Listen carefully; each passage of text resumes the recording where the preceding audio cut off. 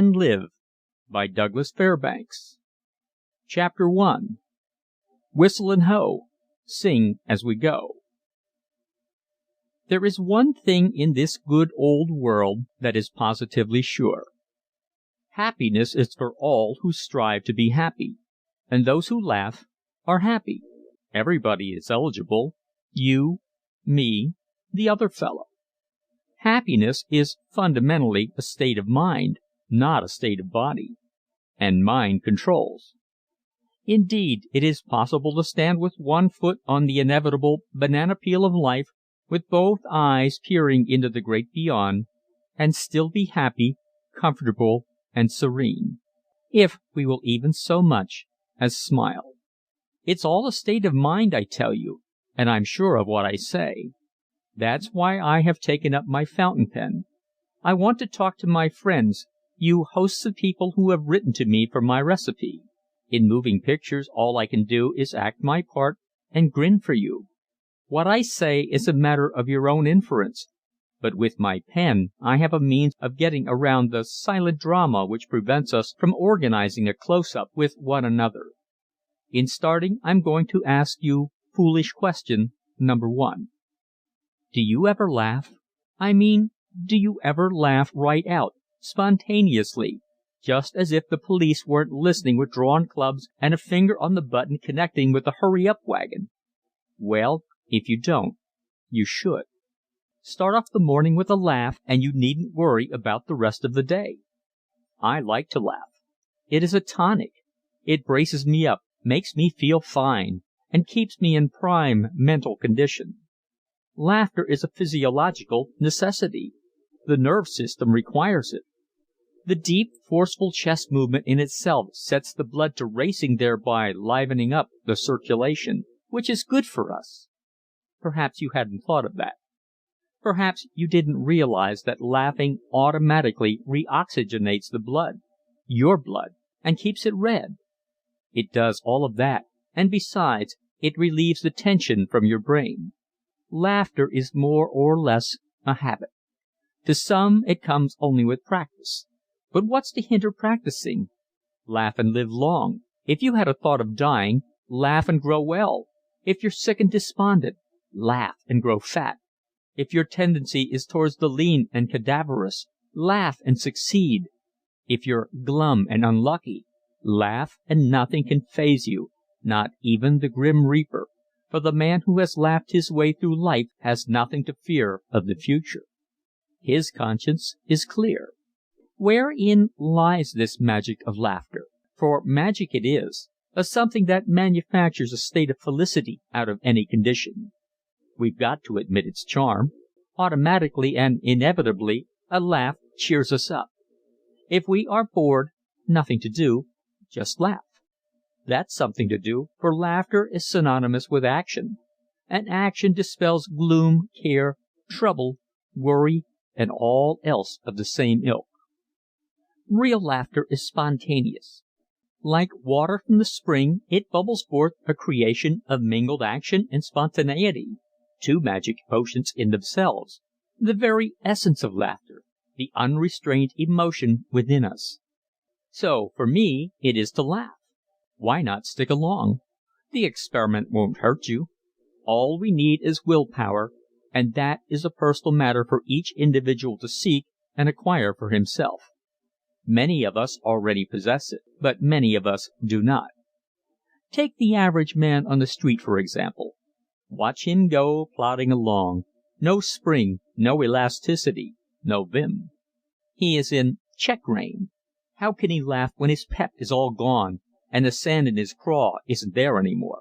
What he needs is spirit, energy, the power to force himself into action.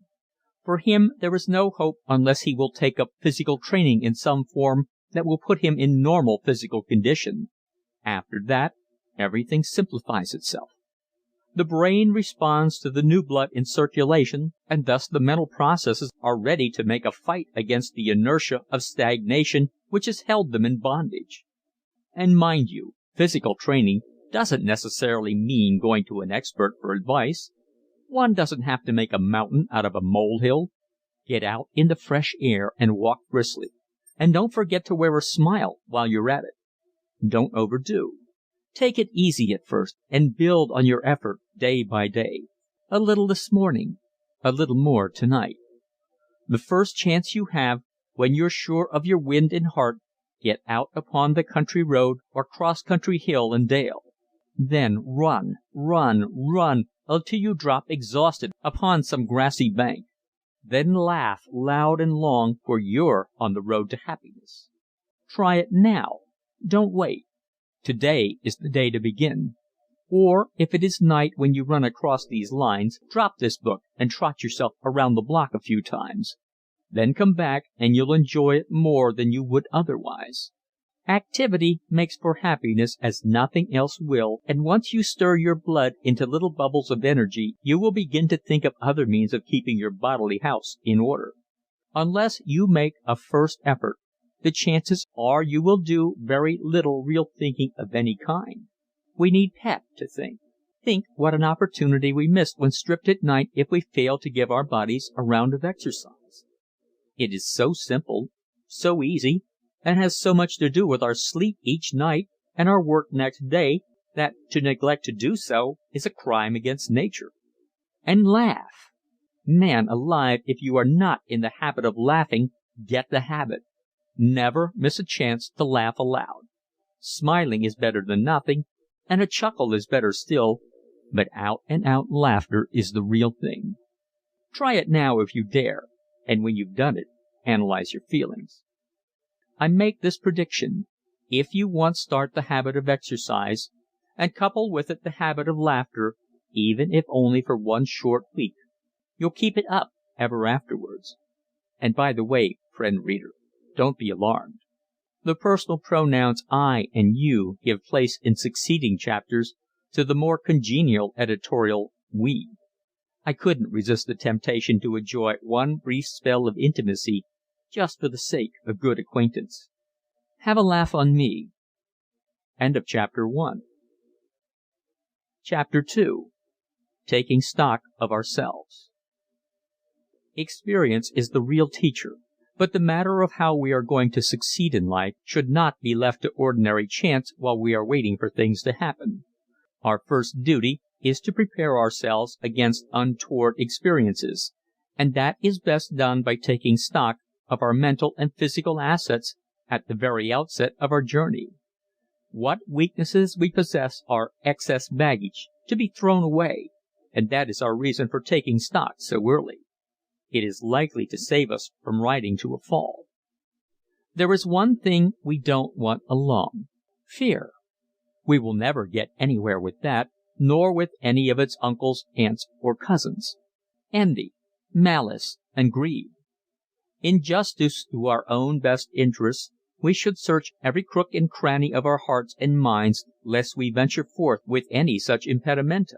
There is no excuse, and we have no one to blame if we allow any of them to journey along with us. We know whether they are there or not, just as we would know courage, trust, and honor were they perched behind us on the saddle. It is idle to squeal if, through association with the former, we find ourselves ditched before we are well under way. For it is coming to us, sooner or later. We might go far, as some have done, through the lanes and alleys of ill-gotten gains and luxurious self-indulgence, but we would pay in the end. So, why not charge them up to profit and loss at the start and kick them off into the gutter where they belong? They are not for us on our eventful journey through life, and the time to get rid of them once and for all is when we are young and mentally and physically vigorous. Later on, when the fires burn low, and we still have them with us, they will be hard to push aside. To thine own self be true, says the great Shakespeare, and how can we be true to our own selves if we train with inferiors? We are known by our companionships. We will be rated according to association, good or bad. The two will not mix for long, and we will be one sort of a fellow or the other. We can't be both. There was a time long years ago, in the days of our grandfathers, when men went to the bow-wows and later on came back as it were by making a partial success in life, measured largely by the money they succeeded in accumulating. That was before the checkup system was invented. Today things are different. Questions are asked. Where were you last? Why did you leave there? Have you credentials? And when we shake our weary head and walk away, we fondly wish we had taken stock back there when the taking was good. To thine own self be true, and it must follow as the night the day, thou canst not then be false to any man. When we analyze ourselves and find that we are living up to the quoted lines above, we may safely lift the limit from our aspirations. Right here it is well to say that success is not to be computed in dollars and cents, nor that the will to achieve a successful life is to be predicated upon the mere accumulation of wealth. First of all, good health and good minds. Then we may laugh long and loud. We're safe on first. So, with these two weapons we may dig down into our aspirations, and, keeping in view that our policy is that of honesty to ourselves and toward our fellow man, all we need to do is to go about the program of life cheerfully and stout of heart. For now we are in a state of preparedness. We are at the point where vision starts. Along with this vision must come the courage of convictions in order that we may feel that our ideas are important. And because we have such thoughts, we shall surely succeed.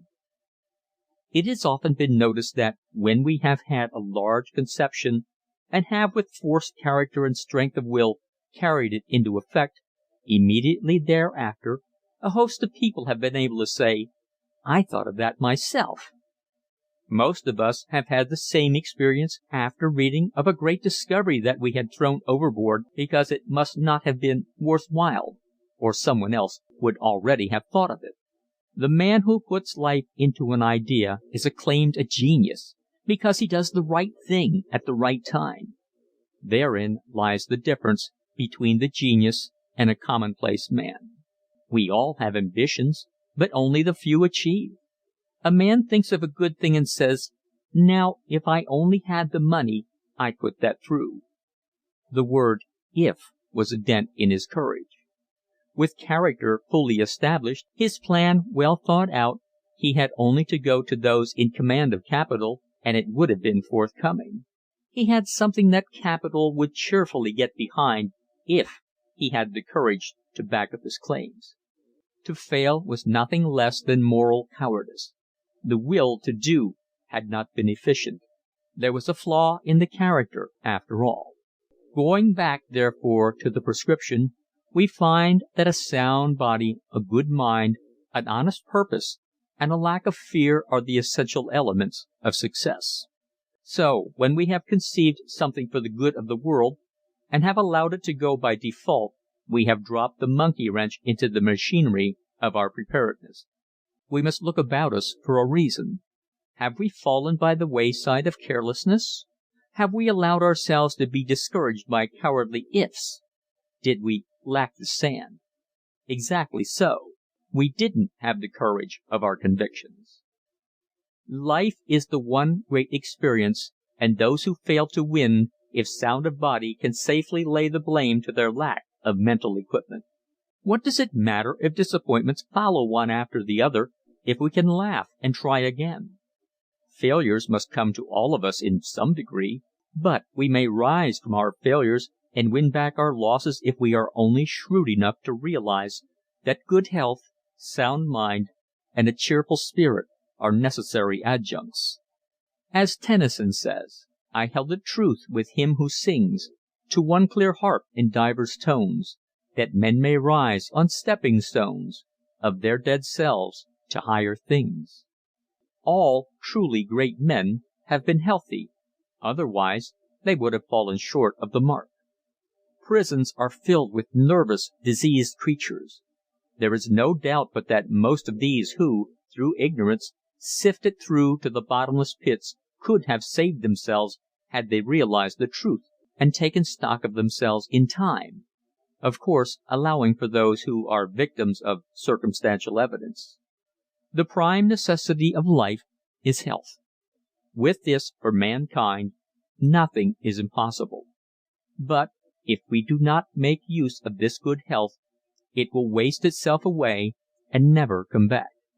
It often disappears entirely for lack of interest on the part of its thoughtless owner. A little energy would have saved the day. A little pep, and we laugh and live. Laughter clings to good health as naturally as the needle clings to the magnet. It is the outward expression of an unburdened soul. It bubbles forth as a fountain, always refreshing, always wholesome and sweet. In taking stock of ourselves, we should not forget that fear plays a large part in the drama of failure. That is the first thing to be dropped. Fear is a mental deficiency susceptible of correction if taken in hand before it gains an ascendancy over us. Fear comes with the thought of failure. Everything we think about should have the possibility of success in it if we are going to build up courage. We should get into the habit of reading inspirational books, looking at inspirational pictures, hearing inspirational music, associating with inspirational friends, and above all, we should cultivate the habit of mind of thinking clean and of doing wholesome things. Guard thyself. That is the slogan. Let us take stock often and see where we stand.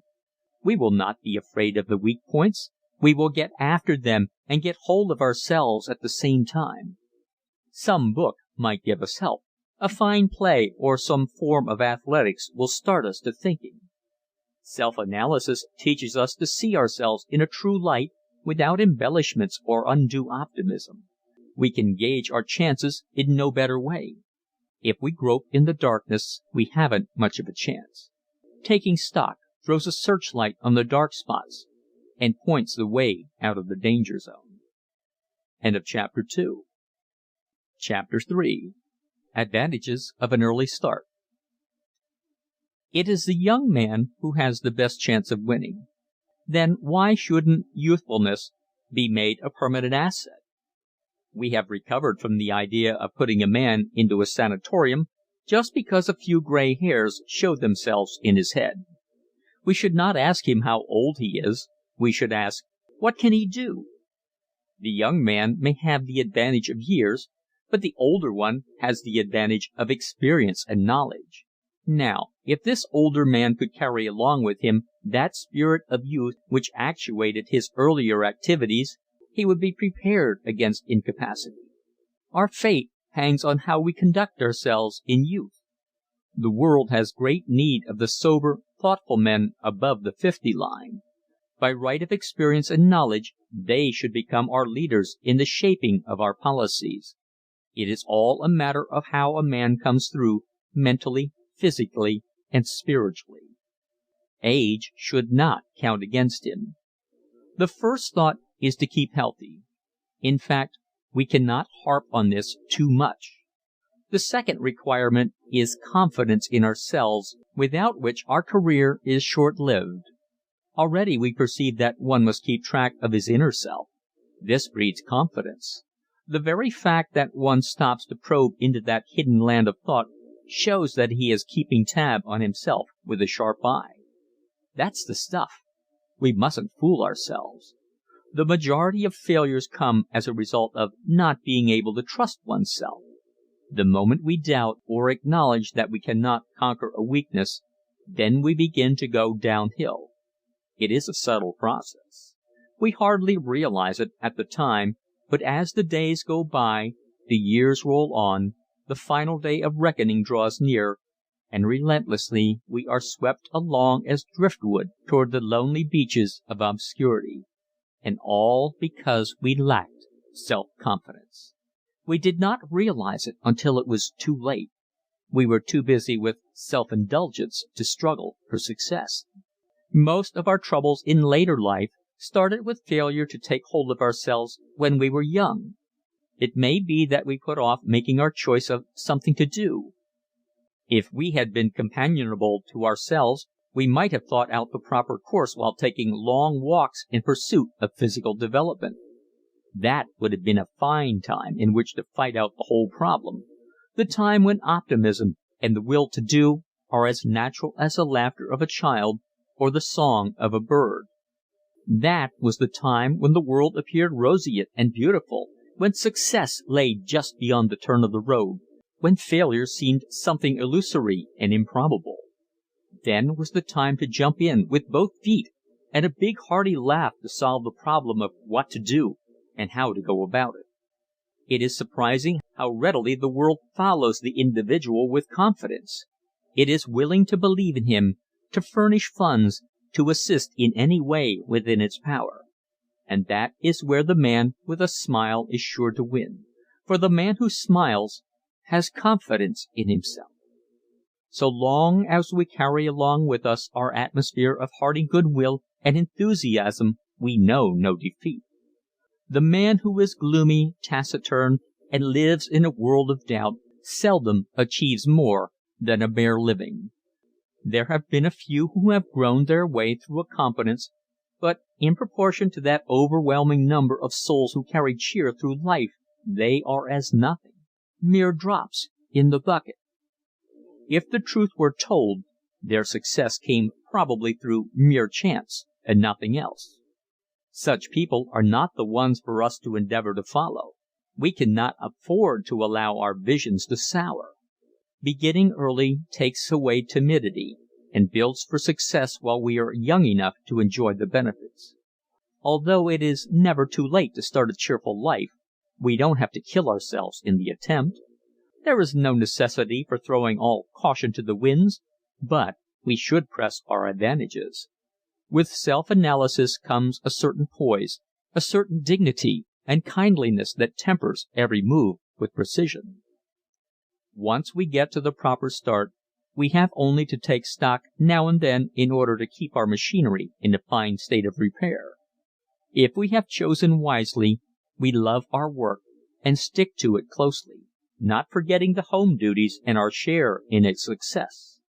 Right here we run up against the danger signal if our business success wins us away from the hearthstone. Love of home is a quality of the workers of the earth. What doth it profit a man to win the whole world if he loseth his own soul? To sum up the case, once we have made up our minds to win and how we are going to do it, the next step is to act. Health is synonymous with action. The healthy man does things. The unhealthy man hesitates. And when we get ready to act, we will act with the air of a conqueror. We must supply from our own store our atmosphere of confidence in order to win confidence. The successful man is the one who knows he is right and makes us realize it. It is always worthwhile to study the successes among our acquaintances. Are they gloomy, morose, and irritable? If they were to that extent, they would not be successful. On the contrary, they are robust, confident individuals who have taken advantage of every rightful opportunity and possess the power to smile when all about them were in the dumps. When everyone else thought that there wasn't a chance to win, these fellows stepped in and took charge. When we interview the failures, we find that all of them give one excuse: I didn't have the confidence. They might not say it in exactly these words, but the meaning is plain. They ran through the whole gamut of self-distrust which is the natural result of not having started early in the study of self, the serious realization of their own capabilities. This makes it easy to understand their plight. If we know ourselves, we are strengthened that much because we can bolster up our weaknesses. We will know enough to combat timidity. We can then know what we are capable of and thus become conscious of our innate powers that only need to be called into action in order to become useful. We cannot imagine for an instant a great violinist going out on the concert platform in ignorance of the condition of his instrument. And yet failures go out on the stage of life knowing nothing of their strengths and weaknesses, and still expect to win. If we are to become successes, we must keep success in mind. Banish all thought of losing. Success is just as natural as anything else. It is only a matter of the mind anyhow. We are all successes as long as we continue to think so. Self-depreciation is a disease. Once it gets a hold on us, goodbye. And that is why it is wise to begin early, to take hold of affairs while we are young. Superiority over our fellow man comes from a superiority of mind and body. A healthy mind breeds a healthy body. The most superficial study will convince us of this fact. Appearance counts for much in this world. We judge largely by appearances. We haven't time to know everyone we meet intimately, and as a result must base our opinions upon first impressions. The fellow who comes in an office with his head hanging down between his shoulders and a frown upon his face doesn't get far with us. We find ourselves looking over his sagging shoulders toward the individual behind him, who comes in with a swinging step and the confidence born of health and good spirits. Self-confidence in youth makes for self-confidence in after years. This is far from meaning that one can be brazen and inclined towards freshness and get away with it. It merely means the marshalling of one's forces, the command of one's self, and the ability to make others recognize that we are on the map because we belong there. And one of the quickest ways to accomplish this is to have a smile tucked away for instant use. Again, this does not mean that we are to carry round a ready-to-wear grin, which we wear only as we are ushered into the presence of another. A real smile or a hearty laugh is not to be counterfeited. We easily know the genuine from the spurious.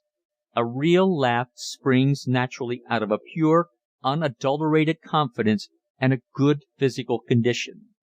What triumphs, what splendid battles have been won through the ability to laugh at the right moment. Whenever we find that we are losing our ability to smile, let's have no false notions. We are neglecting our physical well-being. Let us then and there drop the somber thoughts and get out into the open air. Run down the street and, if possible, out into the country. If we see a tree and have the inclination to climb it, well, then climb it. If we are sensitive about what our neighbors might say, too bad. But we can romp with easy grace. If we but knew how gladly our neighbors would emulate our gymnastics, if they knew the value of them, the laugh would be on us for dreading their opinion. One thing we do know, they will envy us our good health and spirits. End of chapter 3. Chapter 4. Profiting by Experience. Experience comes by contact. There is no way we can have experiences without passing directly through them. If we are up and doing, they come thick and fast into our lives. Some of them weighted down by the peculiar twists and turns of circumstances, others simple, easily understood, and still others complicated to the point of not being understood at all. People are divided into two classes: those who profit by experience and those who do not. The unfortunate part of it all is that the latter class is by far the larger of the two. The man of vigorous purpose, fine constitution, and the full knowledge of self sees through an experience as clearly as through a window. The glass may be foggy, but he knows what lies beyond. Self-reliant and strong, he seeks knowledge through experience, while the weak man, the unhealthy-minded, the inefficient, stands aside and gives him the right of way. In later years, however, they bitterly complain that they were not given the same chance to succeed. The man of experience, having long since passed through the stages of indecision, has, through careful self-analysis, learned to bridge difficulties that would make others tremble with fear. He knows that every lane has a turning. He may not see it at the moment. He may not know where it is. But that doesn't worry him. He picks up his bundle and trudges ahead, confident that victory awaits him somewhere along the line. The fact that he believes in himself sets him apart from ordinary mankind. Many great men have been at a loss to understand why they attained success. It is well nigh impossible for them to outline the causes that led them to the top rungs of the ladder. The reason is that their lack of fear of experiences was an unconscious one, rather than a conscious one. However, they are willing to admit that, acting on the principle of profiting by experience loaned them initiative with which to proceed. They soon came to know opportunity at sight, and had only to look around to find it. The young man standing on the threshold of life is, from lack of experience, puzzled over the future. He looks above him and sees the towering successes. He reads in the papers of the massive characters who have risen from the bottom to the top. Naturally, he would like to meet one of these giants of success and hear what he has to say. The interview is quite needless. Get busy and profit by experience is about all the advice one man can give to another. There is no way to profit by experience until we have had experience, so there is nothing to do but get busy, and experience will come as fast as we can absorb it. Our duty is to strive for success and not expect to attain it except by successive steps. A wholesome consignment would be our undoing. Quick successes through luck or good fortune have not the lasting value of those won by virtue of knowing how, of accomplishing what we started out to do. Faith in oneself does not come from the outside. It must spring up naturally from within. A healthy body and a sane mind are the best foundations for this. The young man who begins his career with these facts in mind is given a running start over his competitors. Poverty and failure are the result of an ignorance of the value of experience. Worry, anxiety, fear of not doing the right thing, lack of insight into character. These, too, are the result of a lack of experience. Good health is necessary to experience, but a majority neglect to take care of it. If we are to profit by what we learn, we must have the vim with which to push forward. We must have every ounce of vitality we possess at command, ready for use. This we conserve for the big emergency which we know is coming. New experiences are pushing us forward, and previous experiences are helping to move the load. Experience tells us what to do at this point and that, and at last puts its shoulder to the wheel, and over she goes. Every mind is in possession of an enormous amount of dormant power, and only experience can release it into proper action.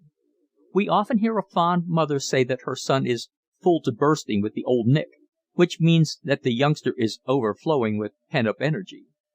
With experience, he could find good use for it, but without it this surplus may turn out to be a dangerous possession. Young men of this type should be guarded most carefully and advised to get busy early in life at something worthwhile. Many a bright fellow, brimming with excess power, has gone as a lamb to the slaughter into the maelstrom of vice because of being held back for legitimate occupation. He just had to blow off steam, so he did it in a gin mill rather than a rolling mill. This dynamo called the mind can be trained to do anything. Not only can it be guided at the start, but it can be guided by all that follows. It can be used for building additional dynamos to be called into action in times of need. This statement may seem at first far-fetched. If we think so, it is proof that we have not profited by our experiences and should get down to stock-taking before it is too late. The practical man, after all, is only one who takes advantage of opportunities.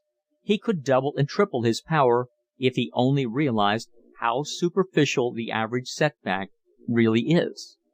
The young man has just as much chance of being considered practical as the so-called older one, always provided that he has a store of experiences to profit by. The first big experience of life usually makes or breaks us. For this experience we need to be prepared. We must have a strong heart that we may bear defeat nobly from this not to be our last kick, our last breath, not by a jugful. We are going to start all over again after our setback, and we are not going to wait any longer than it takes to bury the dead. This will be done decently and in good order. Our training will admit of no indecorum.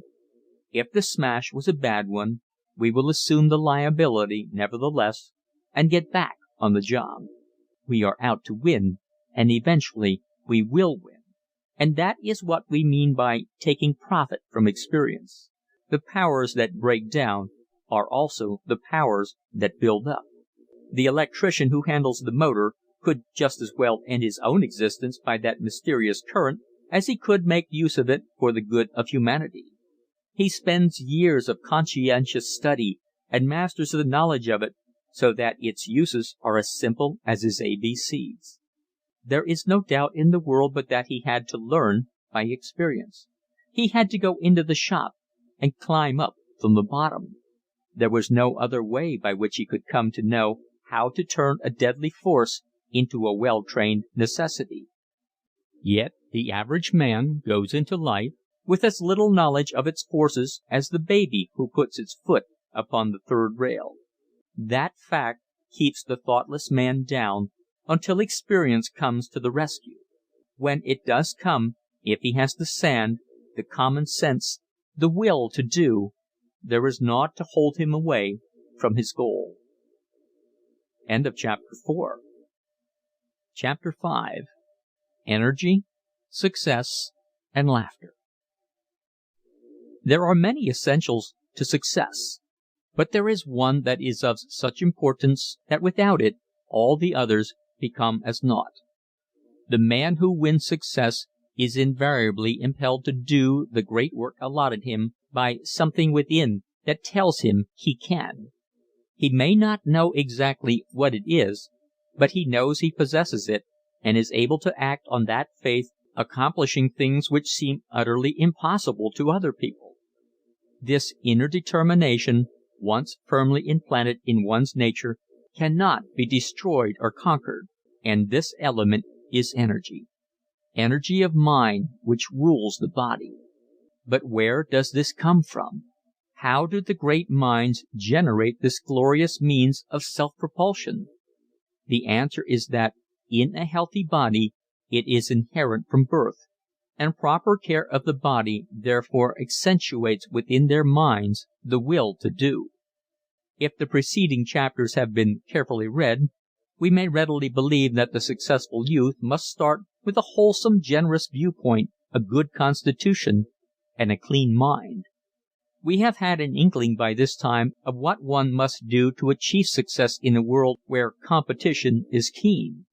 We are beginning to realize that these matters are of vital importance and that we are face to face with a problem. Energy is the natural outpouring of a healthy body. It must be directed, it must be controlled, the same as any other living force. Not only is it a positive necessity to the winner, but it must grow and become a natural quality. It does not stand after years of abuse. It does not spring up in the night after a long season of neglect and ill health.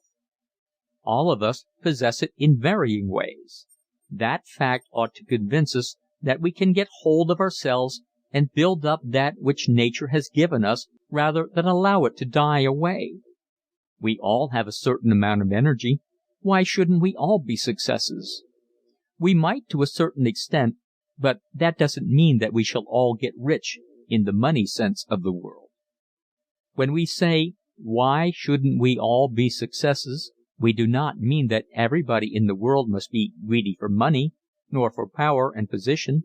It does not mean that we should be selfish and eager to take everything away from the other fellow.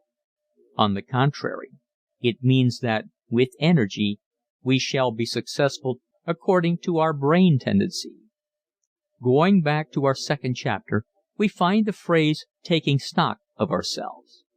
Done rightly, that alone will inspire success. Now, if we are a little farther along on the way towards sane living and the ability to laugh, and we know that after this struggle is over, the battle is won, we must use the powers that self-analysis gives us to fight. The mere recognition of them is power, and we must not let them go to waste. Energy is like steam. It cannot be generated under the boiling point. In other words, half-heartedness never produced it nor made it a practical working tool. We must be energetic in order to augment energy. We must have confidence along with it, the more the merrier. The greater the confidence in ourselves, the greater the energy which brought it about. Some minds naturally feel confident. These are the lucky ones, the slender few who have grasped life's meaning at the start by taking stock before they were threatened with defeat. Success comes to them as easily as rolling off the proverbial log. They come sweeping along, conquering, sure of themselves, confident, aspiring, true to their inner selves, ready for work, unafraid of experiences, and sure of a smile when the clouds are darkest. This does not mean that these successes have exceptional ability. If that were the case, we would not waste time either in reading or writing about the matter. If we didn't feel that we were potentially able to become successes and possess the elements of victory in our present makeup, not another moment would be spent on the subject. The very simplicity of this use of energy proves to us that it is a quality bubbling forth in the least of us and the strongest. It only needs to be put to work and it becomes self-strengthening. Living in the open air, sleeping out of doors, taking the proper exercise, looking wholesomely upon life, believing in ourselves, are all parts of the sane existence which leads to success and laughter. We ought to feel that everything in life possesses elements akin to human feeling. We should not arrogate to ourselves the sole right to rule and reason. And what has this to do with energy? It is only one of the many vistas that open to us when we learn how to laugh and live. And man alive, if we never learn to laugh, we will never learn to live. We must not forget that there can be more than one use made of energy. In the same way that electricity might be misused, so might energy be placed in the wrong service. We must not waste any time, therefore, in getting this energy of ours worked into enthusiasm. Enthusiasm for our life work, for our fellow man, for the zest of life. We must throw ourselves into the battle and carry the standard. We must leap to the front, not waiting for the other fellow to show the way. Spend your enthusiasm freely and be surprised at how it thrives on usage. Enthusiasm, being produced by energy, must of a necessity depend largely upon that. Now the point is, how shall we guard and keep fresh this element in ourselves? We know that the body is producing this quality. Like the steam engine, we are keeping the fires going by exercise, wholesome thinking, and sincerity of purpose. We are the engineers. Our hand is on the throttle. Sharp turns lie ahead, but our eyes look forward fearlessly. We glance about us to see that we are in the pink of condition. We know that our mind is functioning properly and that the awakened confidence is already inherent in our natures and stands beside us night and day like the officer upon the bridge of a ship. Indeed, we are on our way. Out of energy and enthusiasm comes something else that must not be neglected. In fact, it must be cultivated and guarded from the very beginning. Laughter. The mere possession of energy and enthusiasm makes us feel like laughing. We want to leap and jump and dance and sing. If we feel like that, don't let us be afraid to do it. Get out in the air and run like a schoolboy. Jump ditches, vault fences, swing the arms. Never fail to get next to nature when responsive to the call. Indeed, we may woo this call from within ourselves until it comes to be second nature. And when we rise in the morning, let us be determined that we will start the day with a hearty laugh anyhow. Laugh because you are alive. Laugh with everything. Let yourself go. That is the secret, the ability to let one's self go. If we follow this religiously, we will be surprised how successful the day will be. Everything gives way before it. End of chapter 5. Recording by Tom Weiss, tomsaudiobooks.com.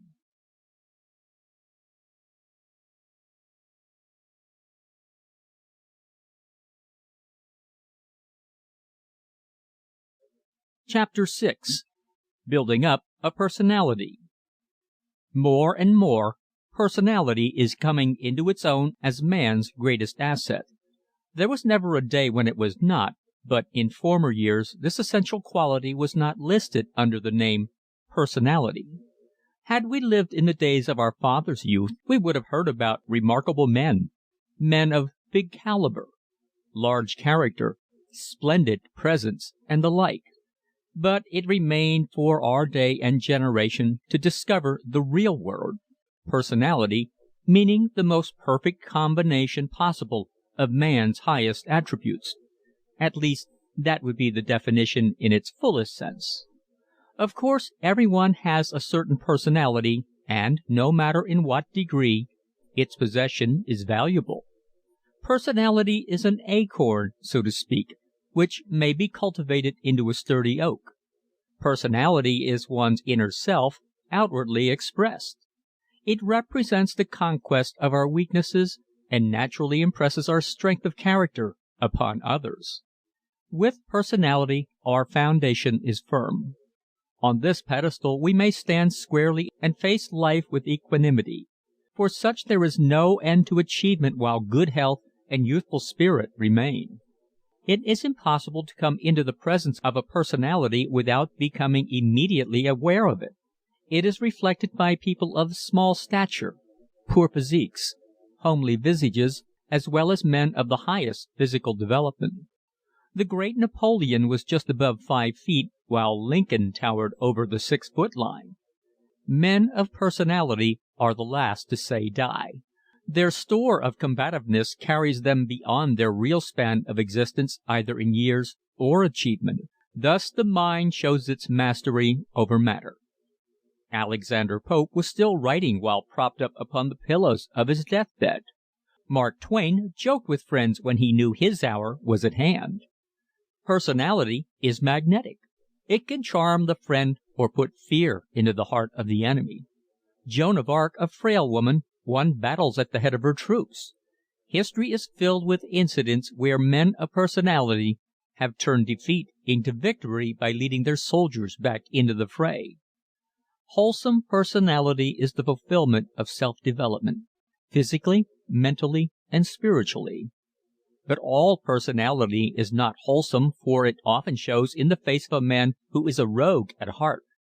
Therefore, all personality is not for the good of the world. It is only of the wholesome kind that we speak. To such as possess it, the goal is divine. Personality could never be perfected without living a life of preparedness backed up by our most earnest and honest convictions. Personality is made up of many qualities and differs in man only as man is different from his brother man.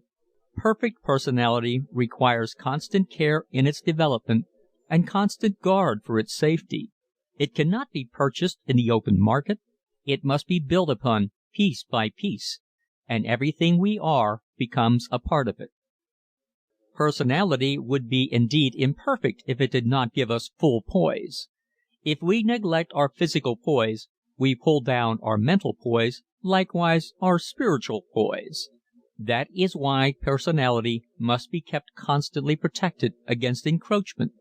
But this can be so fixed by purpose, plan, and power of will that it becomes automatically safeguarded.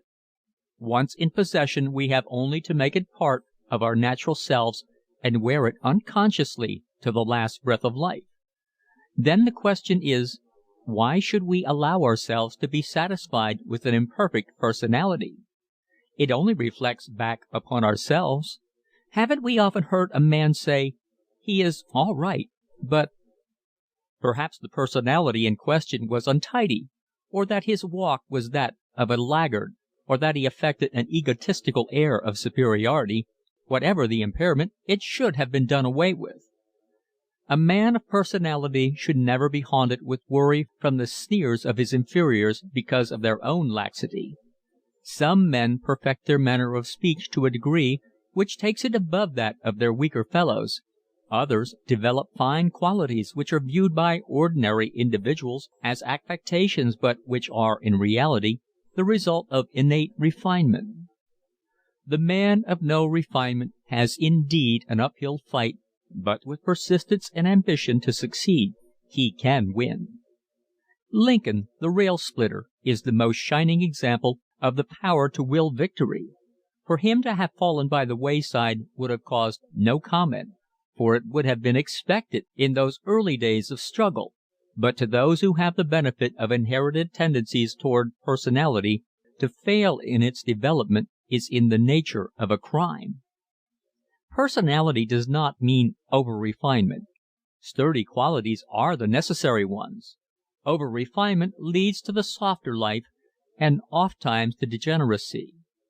Exalted ego is an indication of degeneracy and may have been inherited. Of those things we inherit that are good we must hold, and everlastingly must we watch those which are bad. It is never wise to wander far away from basic principles in depreachment. What we need is guidance along the road to the goal of personality. First of all, we need health, and second, the will to do. Next, we must use these weapons in the right direction, for personality is at its zenith when backed up by strong physique and brain power. From previous chapters we have learned that success of any kind is predicated upon keeping ourselves in trim and in good humor. Keeping in trim is no trick at all. We can make it a part of every physical action, and as keeping in trim means perfection of body and soundness of mind, we should never neglect to utilize any effort that will help us toward bodily efficiency. There is exercise in stooping over to pick up a pin if we will go about it in the right way. We can correct an ill-formed body by adopting and maintaining a certain carriage. We may hold our chin in such a way as to provide against stooped shoulders. We have opportunities both morning and evening to indulge in various forms of light, systematic exercises which will push forward the day's work with zest and vim. Poise has everything to do with personality. Therefore, the physical structure must come in for its share of proper attention. No man of refined personality would walk the streets with a soiled face or uncombed hair. Such things do not give poise. They are the evidences of a laggard spirit. The more we exercise, the more energetic we become, the surer we are of ourselves, the farther we get in the development of our personality. End of chapter 6. Chapter 7. Honesty, the character builder. Just as the straight line is the shortest distance between 2 points, so is honesty the only proper attitude of one person toward another. Without it, there is no understanding possible. It must always remain supreme as a quality without which character becomes a sham, a superficial thing that has no basis in fact. The ability to look the other fellow in the eye is as necessary to character as the foundation is to a house. It comes out of that great within which we are now exploring. It arises from the courageous facing of our weaknesses and becomes a part of the man who knows himself and laughs with life at the mere joy of living, doing, accomplishing, winning against all odds. Honesty accompanies a proper self-esteem, and its cultivation should become a part of our earliest education. It doesn't grow anywhere except within ourselves, and will never be handed to us on a silver platter. If we fail to find it when we are young, it will have small chance of obtaining a grip on us later. It is the one quality with which to crown our highest attributes. It is final proof that we are capable of just thought and square dealing, and is proof positive that we are part and parcel of the wholesome spirit which rules the universe. Its possession is greater than riches, for its dividend is happiness and contentment, and we cannot go wrong if we so live that we can look any man in the eye and tell him the truth. To live in the full sense means to be alert. Whatever high moral plane we shall achieve must be held against all temptation. There is no compromise. Self-deceit is nothing less than self-stultification. We only fool ourselves and soon find ourselves slipping downhill. It will be hard climbing getting back. And what of the wear and tear on our ambitions meanwhile? Honesty doesn't grow naturally out of a dull, uninspired life. It goes with the energetic, the forceful. The dull soul who is content to plod along, year after year, in the same rut may be honest, and this one redeeming feature may be of such inestimable value to him that it sweetens and softens his entire days. It will bring him friends, true blue friends, who will excuse all other shortcomings because of his honesty. It gives him the unadulterated trust of his employer, and it arouses a certain admiration among his narrow circle of acquaintances. If this is true with the dullard, the weakling, then what must it mean when possessed by the great? We know, for instance, how the nation instinctively turned to General Washington when it came to choosing their president after the Revolutionary War. He may have been gifted, he may have been one of the world's greatest captains, but the one quality which endeared him to his countrymen was a tremendous moral superiority. He never told a lie, rang around the world. Summed up, his virtues amounted to those 5 words. Some statesmen may have been more astute, but Washington was honest. He never told a lie. The people knew they could trust this man, so they elected him to fill the highest place within their gift. Honesty within ourselves is the first thing to remember. Unless we are, it will be impossible for us to enter into that spiritual contentment enjoyed by those who are honest with themselves. If we are untrue to ourselves, how can we be true to others? The framework of a man's moral being must be that of honesty. It must become his very nature and become automatic in its processes. It belongs to the healthy, those who keep themselves well through vigorous exercise and temperate living. It is not a quality set aside for the lucky few. Every man, woman, and child possesses it in some degree, and only its constant neglect trims it to a minimum. It is one of those fundamentals of life, one of those powerful and moving forces that rule society. We are either honest or we are not. We cannot be nearly honest and get away with it. When one stops to consider honesty, even for a moment, its full importance is realized. For example, imagine having a dishonest friend. Could we go to him with the secrets of our heart? Could we trust him? Would we trust anyone who might turn traitor? Again, suppose we were untrue to ourselves and the fact became known. Could we blame others if they passed us up as a companion? Never in 1,000 years. We must sleep in the beds we prepare for ourselves. Men have grown accustomed through the years to certain standards. These are now the moral laws which control and guide the destinies of entire races, whole generations. There must have been a good reason for these laws, or they could never have come into being. Society does not adopt many unnecessary rules, but among the vital laws, honesty stands out in bold relief. It has become deeply embedded in the minds of mankind that everyone must be true to himself. It is taken for granted that those who are not would naturally be false to everybody. The reason for this lies in the fact that society will not proceed with any course of action without being able to trust its members. The general in charge of an army would have a hard time of it if he were unable to place faith in the subordinate to whom he gave instructions that might lead to a crisis in the battle. Society would dash itself upon the rocks were it not conscious that certain people are courageously honest, and in these it finds its leaders.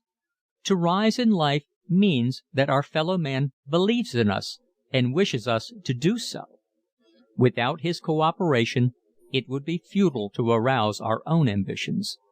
We could not hope to win a victory all alone and against the great majority who believe in certain standards and conditions. We might fool ourselves into thinking that because of some stroke of fortune we had established an immunity for ourselves, but some day our consciences would tell us how feebly we had succeeded. There is only one method, only one way. Rise through honesty and an optimistic belief in self. And let us not plume ourselves because of our virtue. Personal honesty is our due to ourselves and our fellow man. One of the distinctive elements in the honest man's makeup is that of laughter. The ones who live up to their ideals do not feel that life is such a dark place after all. It may mean hard work, little play, and often delayed rewards, but the fact that there is a world and that it is filled with other honest souls is reward enough to give us courage to laugh as we go along. We can always afford to laugh when we're honest. The man who is innately honest has no reason to fear the snares of fortune. He knows that he can win the trust of men. He knows that he already has it. He has no dread of looking into the other fellow's eye. He knows where he stands in life. He has won that which he has through struggle, and he does not intend to lose it. He does not intend to fail. He cannot fail. He cannot lose. No matter how things might go at this moment or that, the next will find him on the rising tide of new opportunities, new chances. His reputation travels before him like the advance agent. His coming is heralded, and he is welcomed into any community. It isn't as though there were only a few honest men. This welcome, this glad hand, is always extended by society to the honest man as a token of approval. The world's work is a tremendous matter.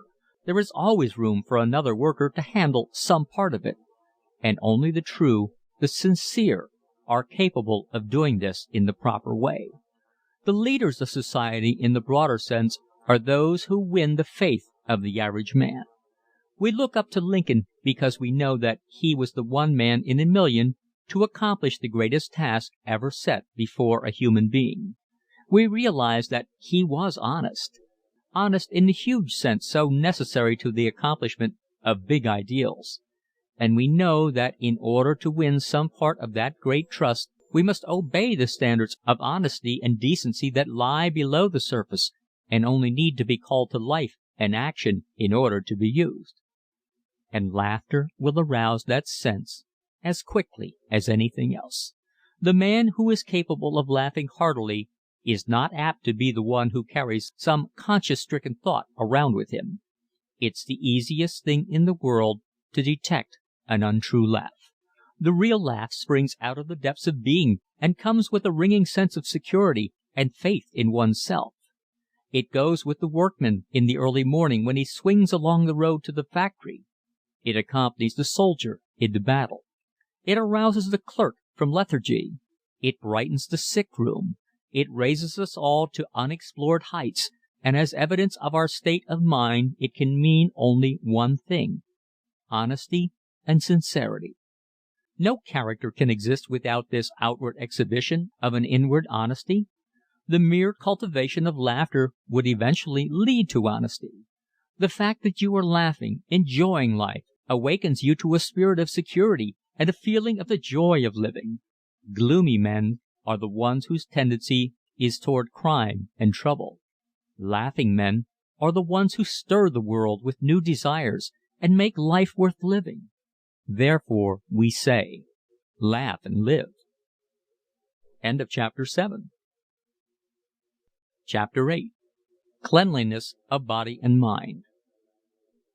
If we interview many of life's failures, we will find that the overwhelming majority went down because of their neglect to get out of an environment that was not stimulating and because their ambitions had grown rusty and inefficient to cope with depressing circumstances. The prisons and other institutions are filled with people who did not make any attempt to get away from the vicious surroundings in which they lived. They were like tadpoles that had never grown to frogs. They just kept swimming around in their muddy puddles, and, not having grown legs with which they could leap out onto the banks and away to other climes, they continued to swim in monotonous circles until they died. In other words, the failure is a man who dwells in muddy atmosphere all his days, who is content to remain a tadpole, and who never attempts to take advantage of any opportunity. He becomes unclean, so to speak. And that is what we mean by this chapter heading, Cleanliness of Body and Mind. It was not intended to point out the proper way to keep our faces and hands clean, or as a sermon, but rather to show ourselves that the clean body begets the clean mind, the two together constituting compelling tendencies toward the clean spirit. A move in the direction of these takes us out of the rut of life.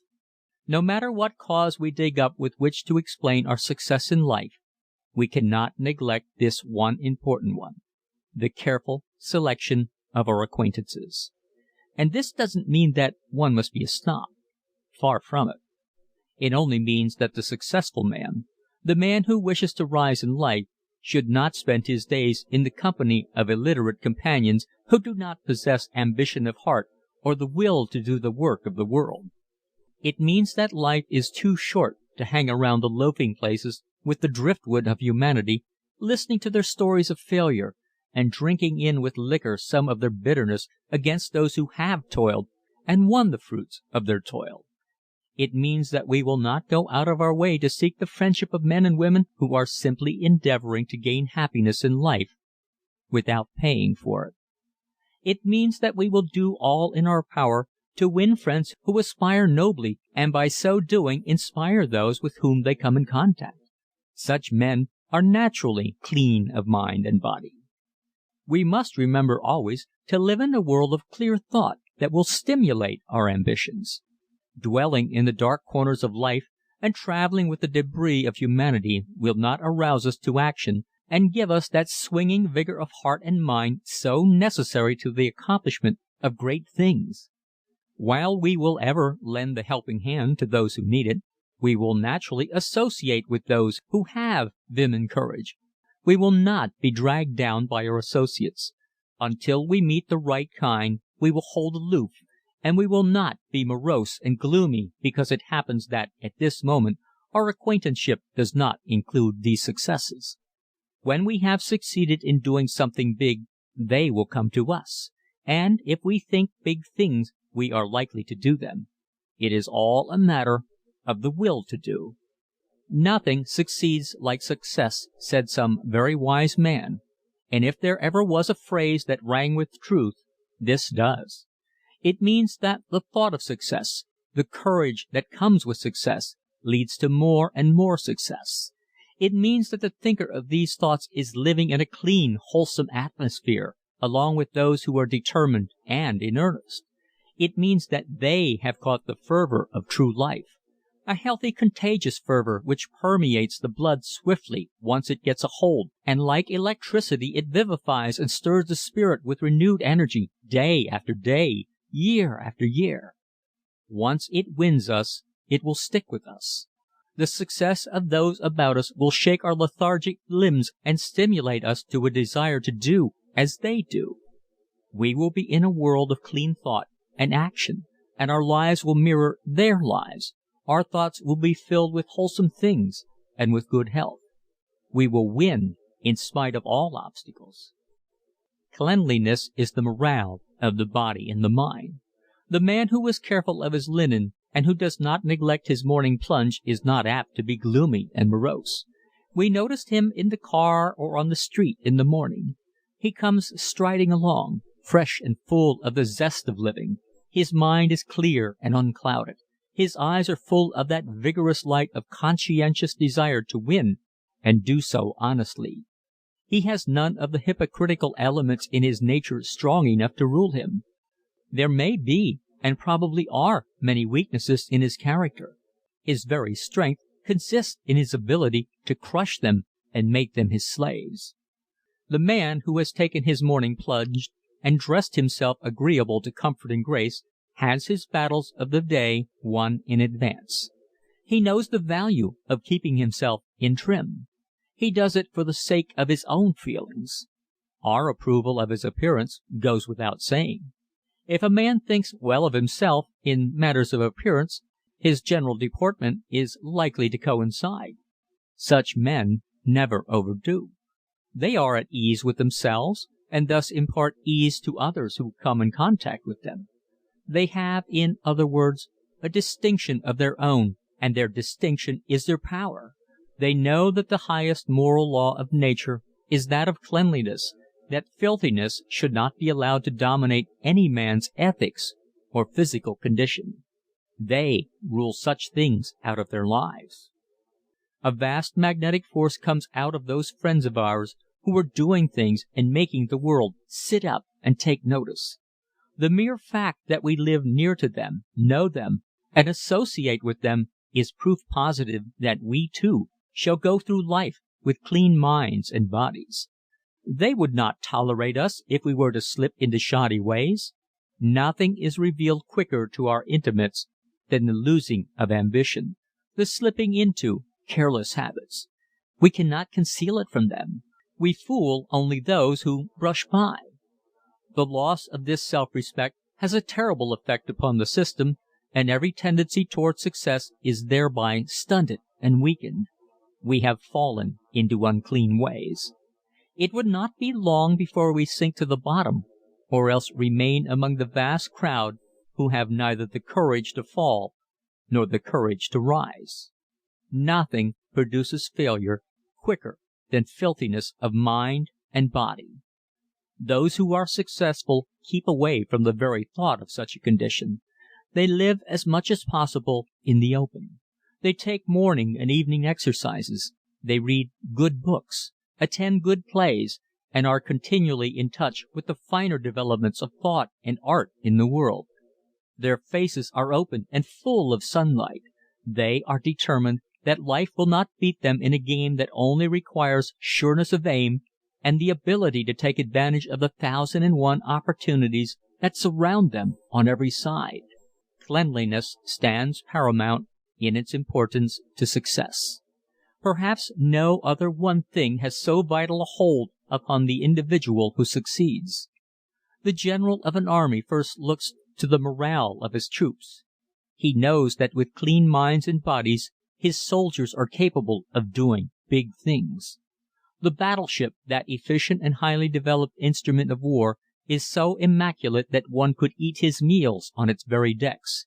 Its officers are wholesome, athletic fellows. Its crew consists of hardy men who live sanely and vigorously and who have plenty to occupy their minds. And if cleanliness is fundamental in their case, why not in our own? When we come to analyze ourselves, we find that we are like a great institution of some kind. Here is the brain, the heart, the lungs, the stomach, the nerves, and the muscles. Each department acts separately, and yet is connected absolutely with all the others. The entire system is under one supreme department, the mind. Now, if this ruling department is kept clean and full of kindly, beautiful thoughts, does it not seem natural that the rest will follow its lead, being so completely in its power? We realize this, and the mere realization is something done towards the accomplishment of an ideal life in a world of cleanliness and beauty. System is one of the finest tools in existence with which to build one's life into something worthwhile. The body must be run on a system as well as the mind.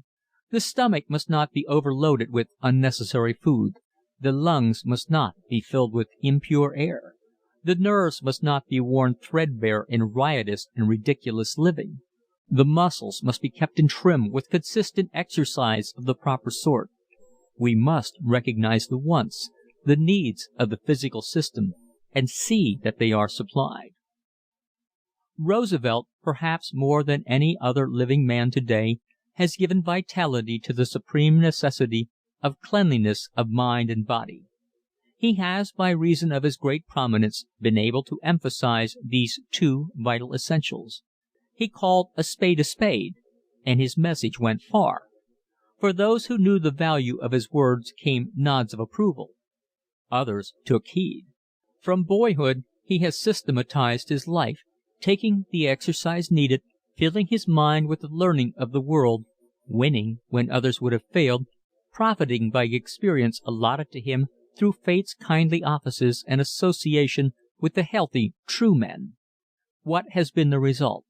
He has risen to the very pinnacle of human endeavor. No honors await him. He has lived consistently and cleanly, and he can look any man in the eye and say honestly, "I have lived as I have believed." It is not necessary to become president in order to live sanely, to gain from circumstances the fruits that are ours for the asking and which have fallen into Roosevelt's hands with such profusion. We cannot all become presidents, but we can all emulate a shining example of mental and bodily morale. Just as we plunge into the cold water in the early morning, so should we regularly during the day plunge into the society of those whose splendid enthusiasm is helping to make the world a better place to live in. They are the kind who go into the struggle with heads high and with clean hearts. Their eyes see beyond the daily toil of life. They are in touch with the big things, and it is up to us to keep step with them. They want us, and they will give us the glad hand. All they want to know is whether our courage is equal to our ambitions, and whether our house of life is kept in good order. And so we journey along together in all good nature, not forgetting to laugh as we live. End of chapter 8. Chapter 9. Consideration for others. Consideration for others is man's noblest attitude toward his fellow man. For every seed of human kindness he plants, a flower blooms in the garden of his own heart. In him who gives in such a way, there is no hypocritical feeling of charity bestowed. His very act disarms the thought. It is as natural for an honorable man to show consideration to others as it is for him to eat and sleep. Acts of kindness are the outward manifestations of gentle breeding, a refinement of character in the highest sense of the word. What would we do in this world without the helping hand, the friendly word of cheer, the thought that others shared our losses and cheered our victories? If consideration for our feelings and thoughts did not exist on this earth, we would never know the depths of the love of our friends. There would be no such thing as an earthly reward of merit. We know that no matter what happens to us in the battle of life, there will be someone to cheer us on our way. We may be strong and thoroughly able to rely upon ourselves, but there comes a time when we need friendship and sympathy. Society would crumble into dust without these influences. The family circle would degenerate into a hollow mockery if consideration each for the other was absent. It sweetens and makes wholesome what otherwise might only be an existence of monotonous toil. Consideration for others is the milk of human kindness. For what we do for others, our recompense is in the act itself.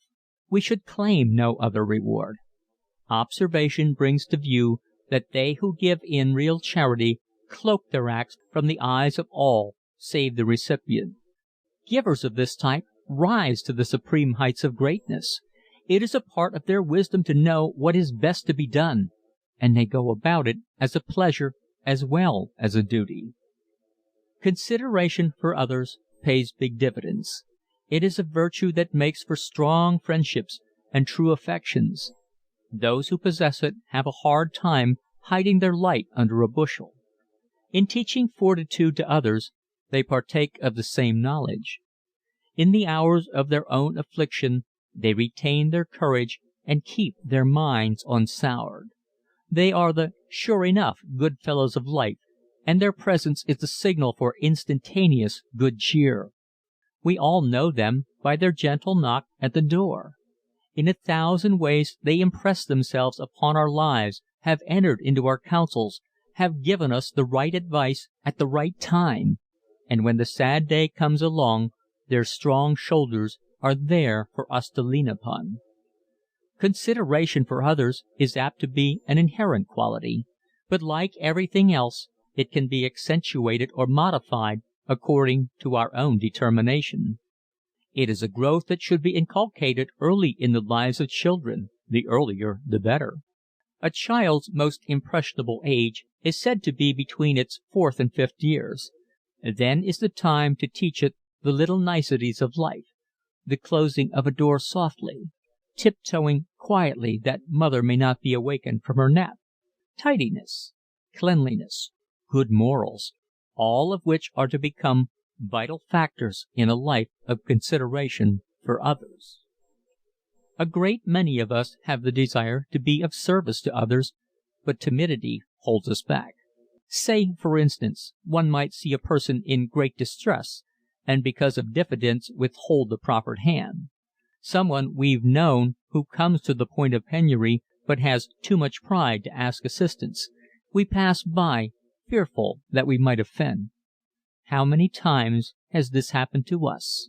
Who knows but the best friend we have at this very moment would give us anything in the world if his pride would let him bridge that distance between us.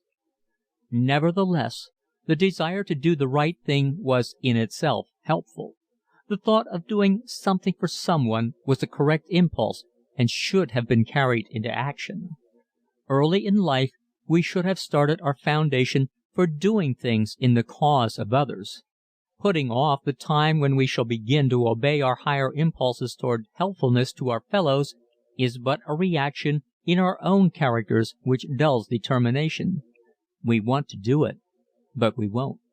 As time goes on, we just don't. That's all. Our good intentions have gone to pave the bottomless pits containing our unfulfilled heart promptings. We meant well, but we failed to act. We didn't have the courage. Our failures spread a gloom before us. We lost our chances for a happy life. The man with the ability to laugh has little diffidence about these matters. Having confidence in himself and being happy and alert, he goes to the friend in need with courage and the kind of help that helps. If he doesn't do it directly, he finds a way to reach him through mutual funds. He does not go about parading his kindness either. He has gained a sincere and beautiful pleasure out of aiding an old friend, and he can go on his way rejoicing that life is worth living when he has lived up to its higher ideals. Consideration for others does not necessarily involve only the big things. It is the sum and total of numberless acts and thoughts that make for friendship and kindliness. People who are thoughtful surely brighten the world. They are ever ready to do some little thing at the correct moment, and after a time we begin to realize how much their presence means to us. We may not notice them the first time, or the third, or the fifth, but after a while we become conscious of their persistence and we esteem them accordingly.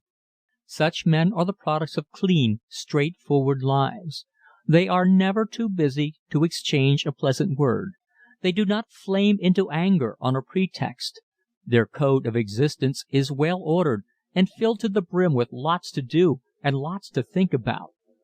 The old saying, "If you want anything, go to a busy man," applies to them in this regard. The busier men are, the more time they seem to have for kindliness. Another word for consideration is service. Nothing brings a greater self-reward than a service done in an hour of need or a favor granted during a day's grind. The generous man who climbs to the top of the ladder helps many others on their way. The more he does for someone else, the more he does for himself. The stronger he becomes, the greater his influence in his community. Doing things for others may not bring in bankable dividends, but it does bring in happiness. Such actions scorn a higher reward. We have only to try out the plan to learn the truth for ourselves. A good place is to begin at home, then the office, or wherever life leads us. And in doing these things we will laugh as we go along. We will laugh and get the most out of living. Our little day-by-day kindnesses, when added together, constitute in time a huge asset on the right side of our ledger of life. We should start the day with something that helps another get through his day, even if it isn't any more than a smile and a wave of the hand, and he will remember us for it. It is said that advice is cheap, and for that reason is given freely. But the proper kind of advice is about as rare as the proverbial hen's tooth. In order to give real advice, we must understand the man who asks for it. If what we say to him is to become of value, we must see to it that his mind is put in proper shape to receive advice. Be sure that he laughs, or smiles at least, before we seriously take up his case.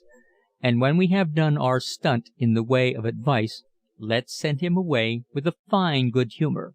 A friendly pat on the back as he goes out our doorway may mean a bracer to his determination.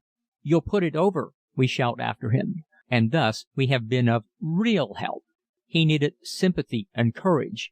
He needed a cheerful spirit, so came to us, and we didn't let him go away until we gave him all these.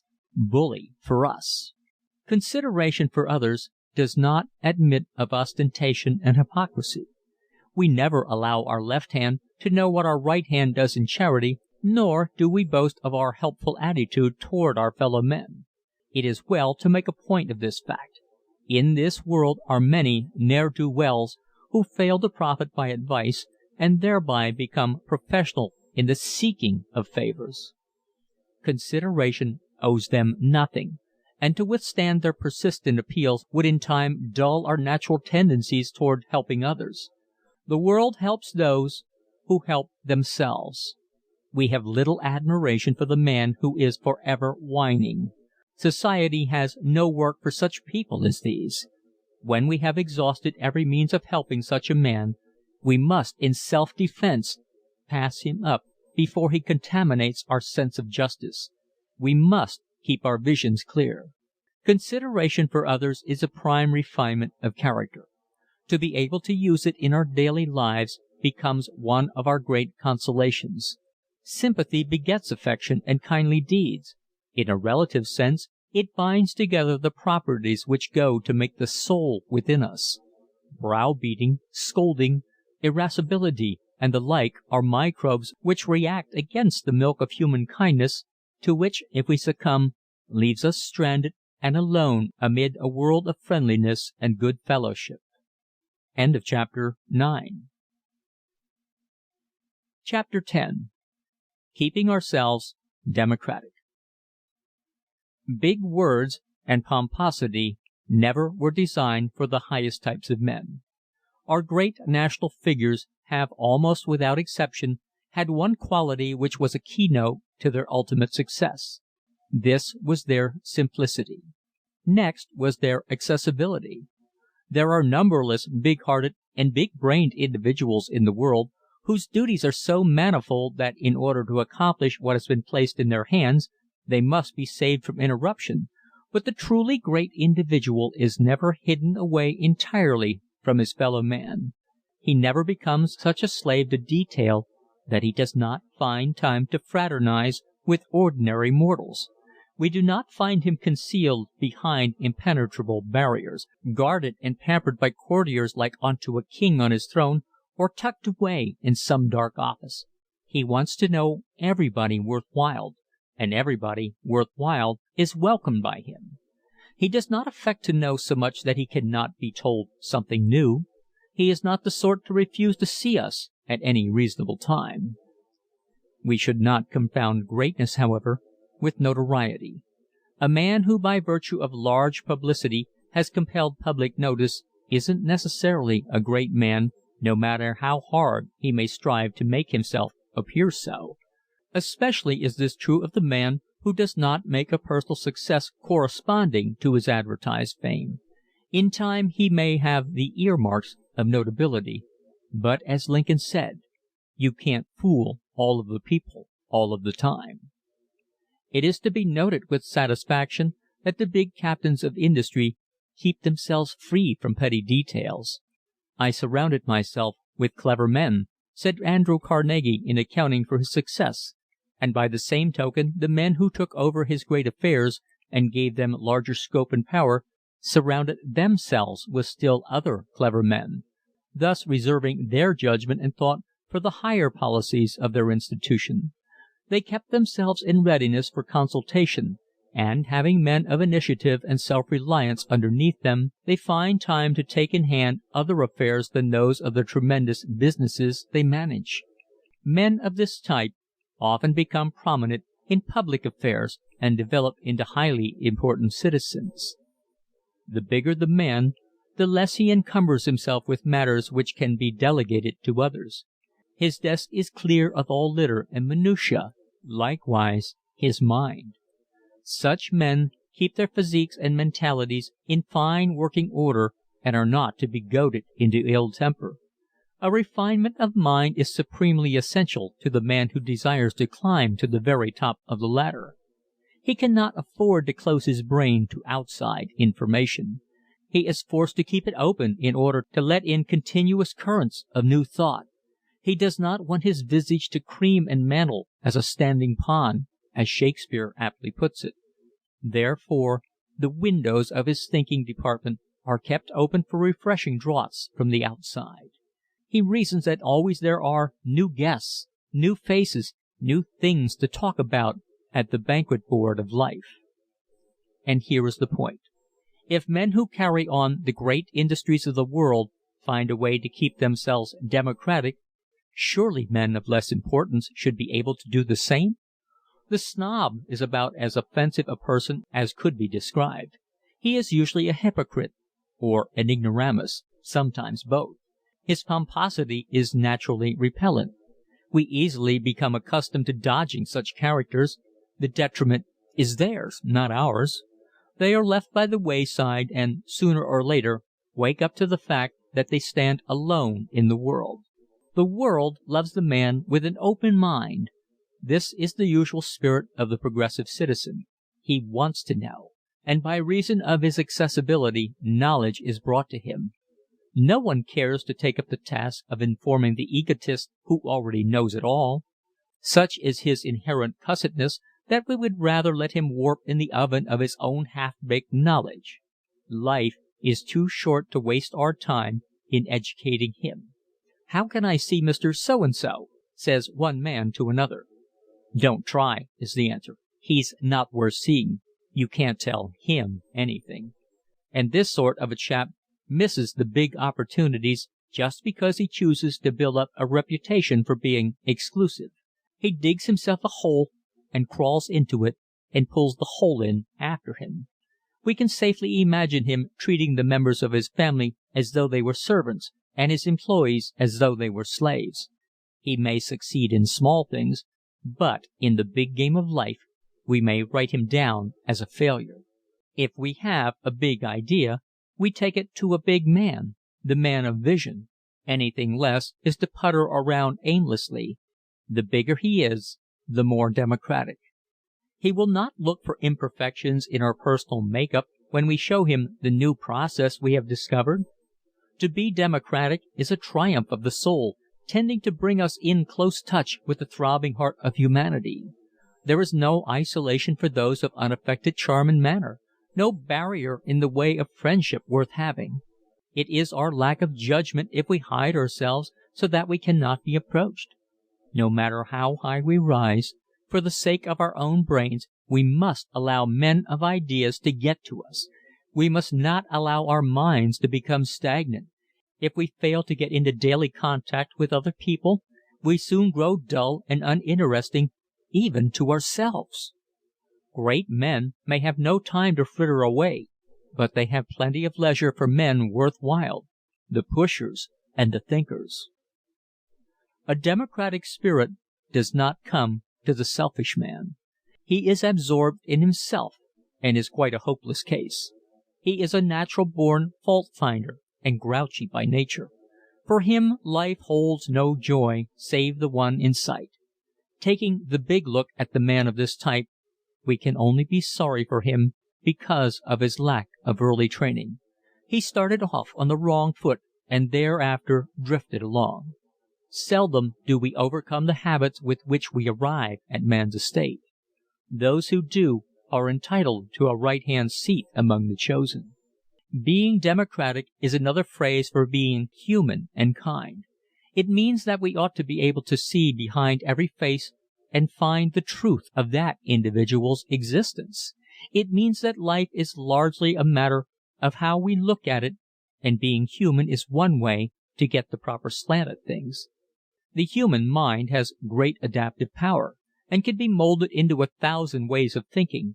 The intelligent man, the man who has taken stock of himself, is able to smile and extend a hearty hand clasp whenever he feels tip-top or not. He doesn't have to look glum simply because the world hasn't thrown itself at his feet. He has only to persevere, and success will come eventually. We must correct our failings as we go along, or we will slip down into the rut and stay there. It is a simple matter to be good-natured and full of the zest of life If we poise ourselves right, keep ourselves democratic, it is this great soul quality which brings us true friends and boosts us into the fulfillment of our ambitions. Then we may truly laugh and live. End of chapter 10. Recording by Tom Weiss, tomsaudiobooks.com.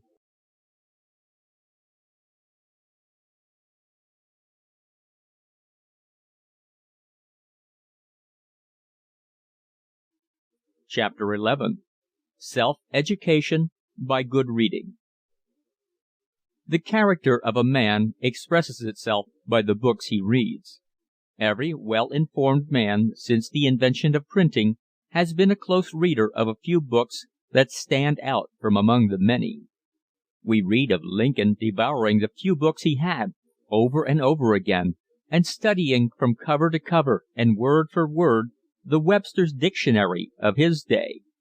We know that Grant had his favorite volumes from which he drew inspiration and solace. These men made eternal friends of certain great thinkers and drank in their learning with all the fervor of their natures. A few good books, digested well, do feed the mind. Feed the mind. That's the idea, but how shall we feed it? The answer is easy. With something worthwhile, something that will inform and inspire. We can cram our minds to the point of indigestion with useless, frivolous information, just as easily as we may cram our stomachs with certain foods that tear down rather than build up. The habit of reading the right sort of books should begin early in life and continue through our days. Good books are real, and as we read we feel, hear, see, and understand in the way the author did.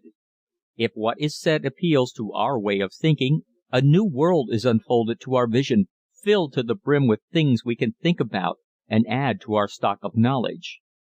While we are buried in its leaves, we may live over the thoughts that the writer lived. For the time being, he becomes as real and vital to us as the dearest friend we possess.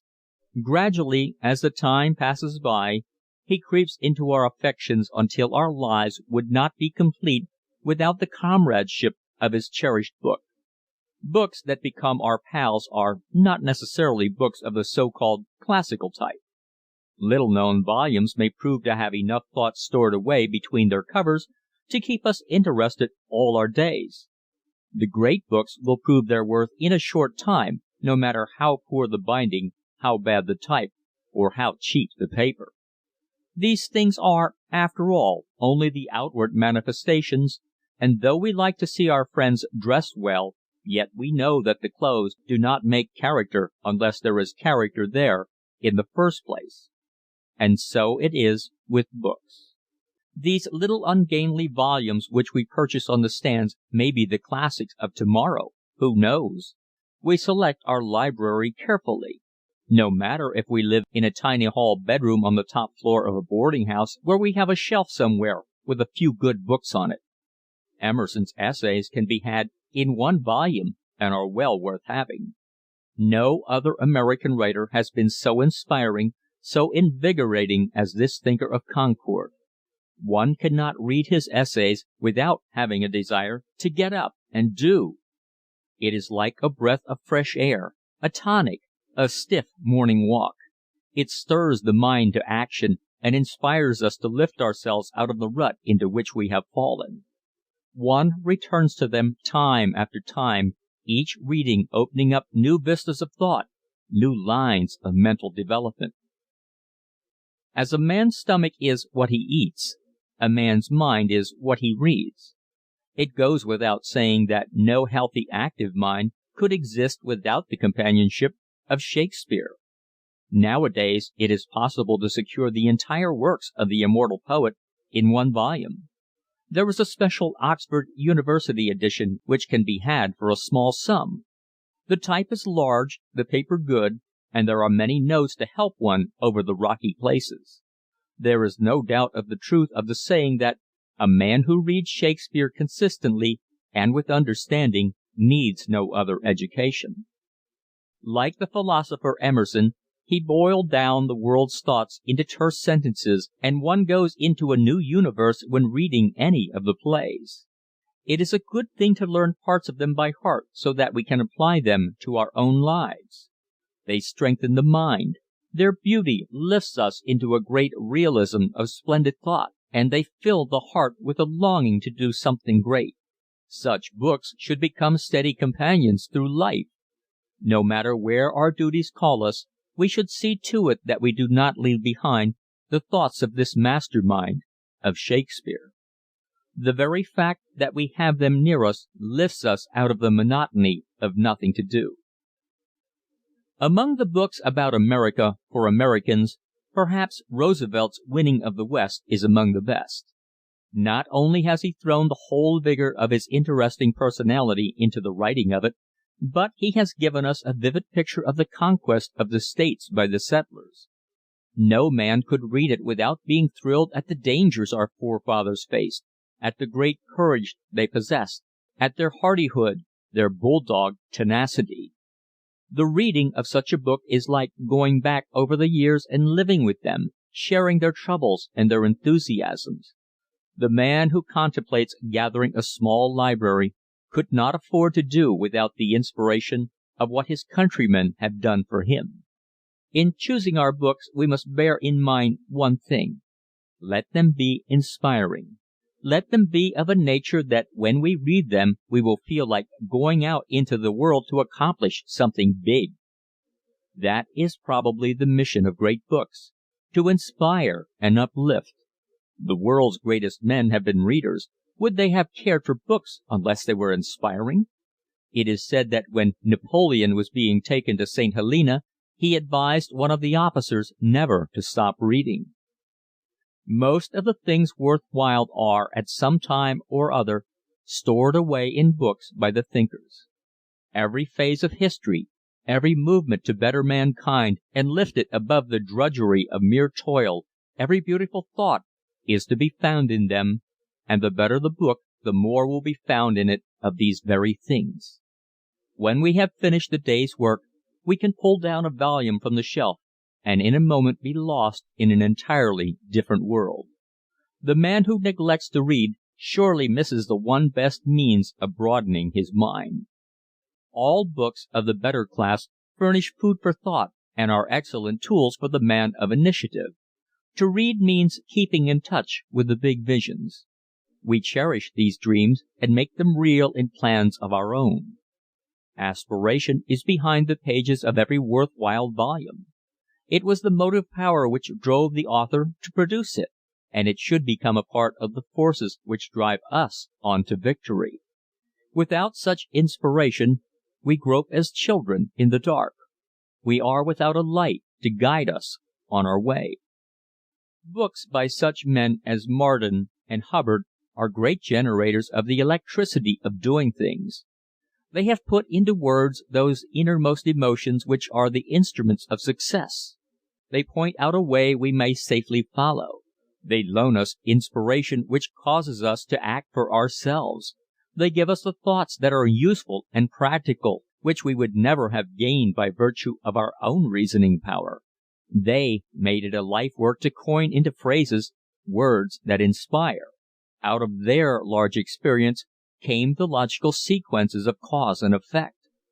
Not to profit by their teachings is a crime against our own prospects.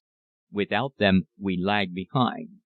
Instead of progressing, we look on in wonder at what is going on in the world.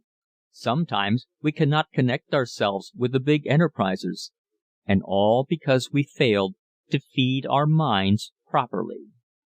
There is much to be gained both in pleasure and knowledge by reading historical novels and the lives of great men. The books of Sir Walter Scott and James Fenimore Cooper are rated among the best in the world.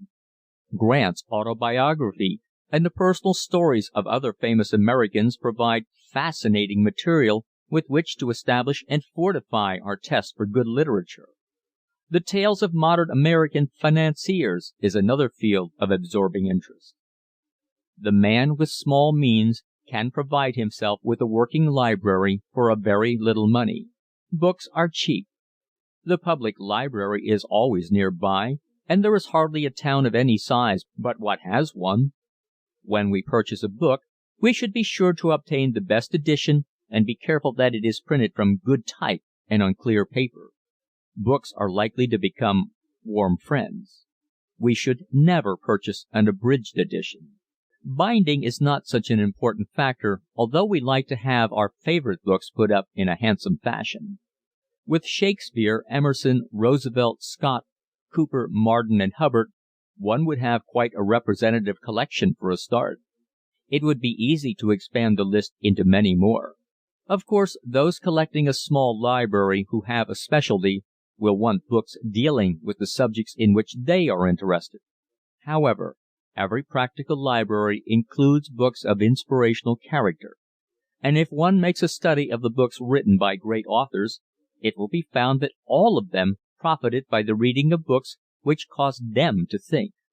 The Bible causes us to think, and no library is complete without it. End of chapter 11. Chapter 12. Physical and Mental Preparedness. It is not the object of this chapter to deal with a set course of physical culture, but rather to emphasize the necessity of keeping our physical house in order. There are plenty of books on physical culture which can be relied upon, and also any number of physical instructors who are able to advise and help along a set program. There are hundreds of places, institutions, clubs, YMCA's and the like, which provide gymnasiums and every other facility for those who determine to build themselves up through consistent physical exercise. That is all very well to begin with, but afterward we must have some simple methods of our own which will not make it a hardship or a chore to keep ourselves in trim, a state of physical preparedness.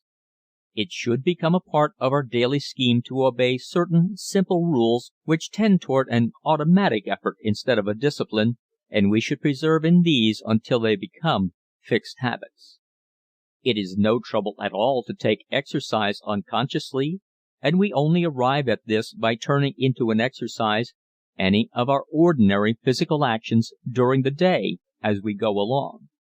For instance, we can sit down in a chair, and in so doing can add a certain amount of exercise to the action itself. Also in rising.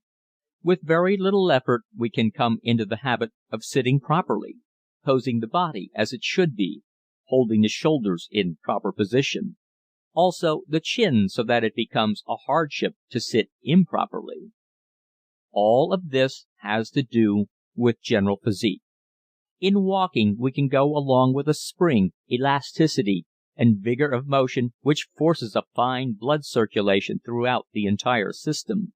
We can stoop over in the act of picking up some object from the floor, and at the same time make it a matter of physical exercise, and we may take a hat from the rack while standing away from it, thus stretching ourselves as it were into a little needful action. Putting on an overcoat or any part of our clothing may be done in such a way as to set the blood to racing through the body. Morning and night, upon getting up and upon retiring, there is every reason to make it a rule to exercise freely.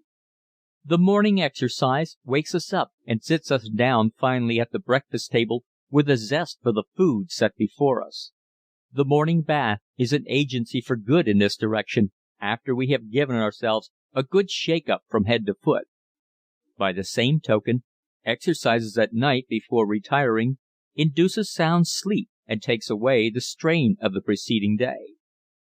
A very successful system is that of exercising in bed. Instead of immediately jumping to the floor in the morning, it is very inviting to go through some simple form of gymnastics in which the physical structure is brought into play. Physical exercise is something which can be carried to extremes. We can go at the work so intensely that we become muscle-bound and develop some structural enlargements that we do not need. This happens very often among athletes. The ordinary man should fight shy of such plans. Superfluous strength is only for those who have need of it. What we really want is strength enough to carry us through our daily rounds with comfort and a feeling of efficiency. In a sense we all live by our wits, and these decline when not properly fed by our general physical organization. Prize fighters are not the longest lived people, nor are the professional athletes. Their calling requires extra building up which would be a positive handicap to the average man whose manner of life doesn't require this super development. In other words, there are intemperate methods of exercising just as there are of eating and drinking. We may easily go too far. Again, we can sin just as greatly by not going far enough. There was a time when men of 40 were as worn and old as men of 65 and 70 are today. As a matter of fact, nowadays a half-century mark is no longer a badge of senility when a man has kept himself fit and treated himself right. We all have friends who are pretty well along in years by virtue of their carefully planned physical training, plus their cheerful dispositions. They are as sprightly and companionable as though they were many years younger. We should come to know early in life what a large part good humor plays in physical fitness. In previous chapters, hearty laughter was extolled as one of the very best of exercises. It is an organizer in itself and opens up the heart and lungs as nothing else will do. It makes the blood go galloping all through the system. It is one of the best automatic blood circulators in the business. Laughter takes the stress off of the mind, and whatever is ahead of us for the day that seems likely to become a burden is soon turned into an ordinary circumstance. We smile as we go about doing it. A friend once said to a banker, "How do you know when to lend money?" The banker replied, "I look a man in the eye, and then I do or I don't." The friend said, "I would like to borrow $10,000 now." "You shall have it, sir," the banker replied. This meant that the man who asked for the loan was in a state of physical and mental preparedness. If he had gone into the banker's office looking like an animated tombstone, he wouldn't have had much of a chance to borrow the $10,000. It goes without saying that the open-faced, hearty fellow inspires confidence. There is nothing coming to the dried-out, sour chap, and that's what he usually gets. And what we get is largely a matter of our physical well-being. A modern philosopher observed that the blues are the product of bad livers, and there is no doubt but that he was right. The problem of life is to fill our days with sunshine. In so doing we shall find that the little graces are those which will lend us the most help. Tiny favors extended, words of encouragement, courtesies of all sorts, unselfish work carried out in an open manner, true friendships and love, a hearty laugh, a sincere appreciation of the other fellow's struggle to keep his head above water, the conscientious carrying out of all tasks assigned us. These are our helpmates, and they are the products of our physical and mental equipment. Through these we come into our knack of detecting friends among those who are the salt of the earth. It is impossible for the person who desires good health to obtain it, or having it to retain it, without consistent effort. A watch will not run without the proper regulation of the mainspring. We must keep up our activities. We have taken the earth and are turning it into something to serve us, therefore the need of fine bodily preparedness. Nothing can take the place of achievement, and it comes through physical and mental efficiency. The one must not be neglected for the other. Both must be cultivated and developed alike in order that each may help the other. Happiness comes only to those who take care of themselves. It is the natural product of clean-mindedness. No pleasure can surpass that of a conscious feeling of our strength of character. It is an all-important element in men who aspire to succeed. The man who rises in the morning from a healthy slumber and plunges into the bath after some vigorous exercise is prepared to undertake anything. His world seems fair, and though the sun may not be shining literally, it is to all intents and purposes. Thus we may go swinging along with a cheery smile, carrying the message of hope and joy to all those with whom we come in contact. Oh, it's fine to be physically and mentally fit.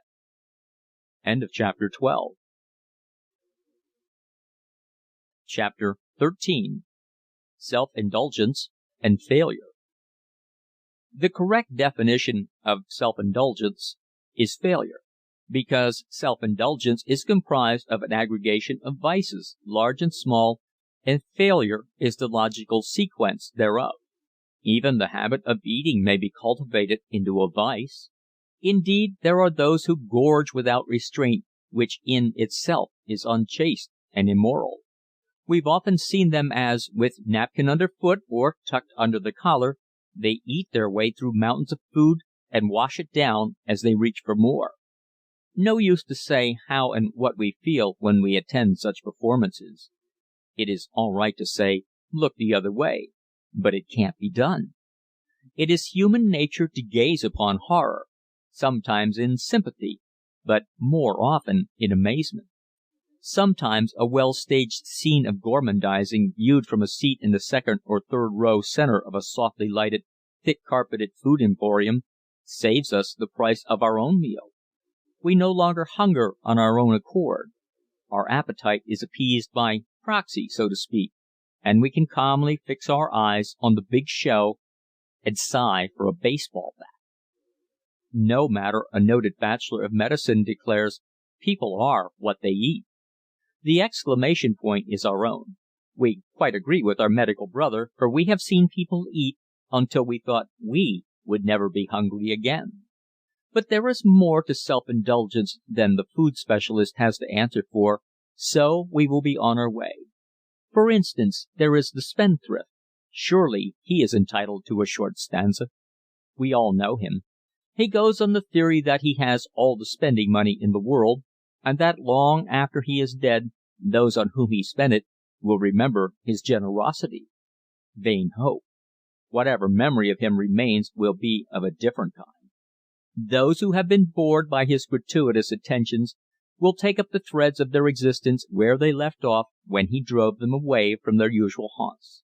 No longer will they have to dodge down alleys and run up strange stairways in an effort to avoid his overtures. When alive and in full operation, he knew more about what was best for us than we could possibly think of knowing.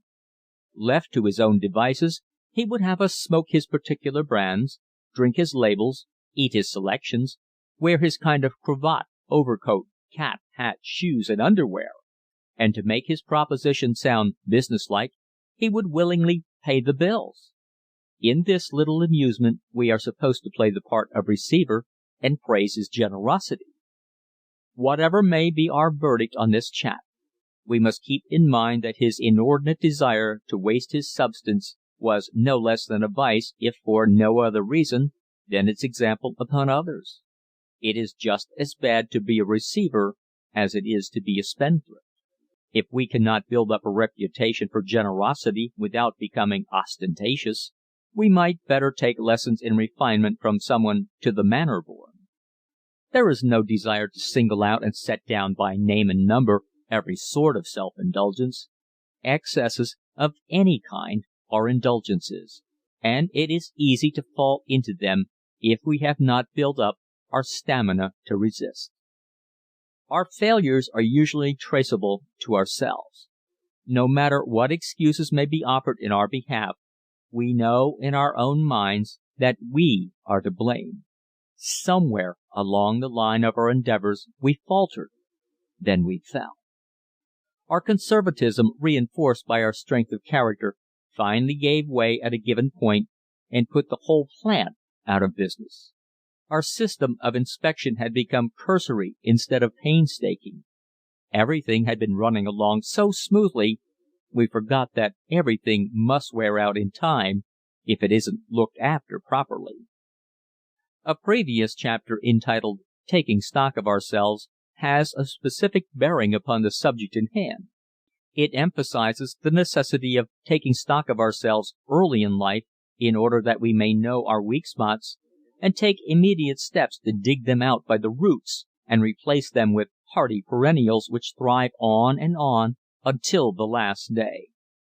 And that reminds us that it is well to take stock of ourselves every little while. Even hardy perennials have to be looked after, the ground kept fertile and watered against the draughts of forgetfulness and neglect.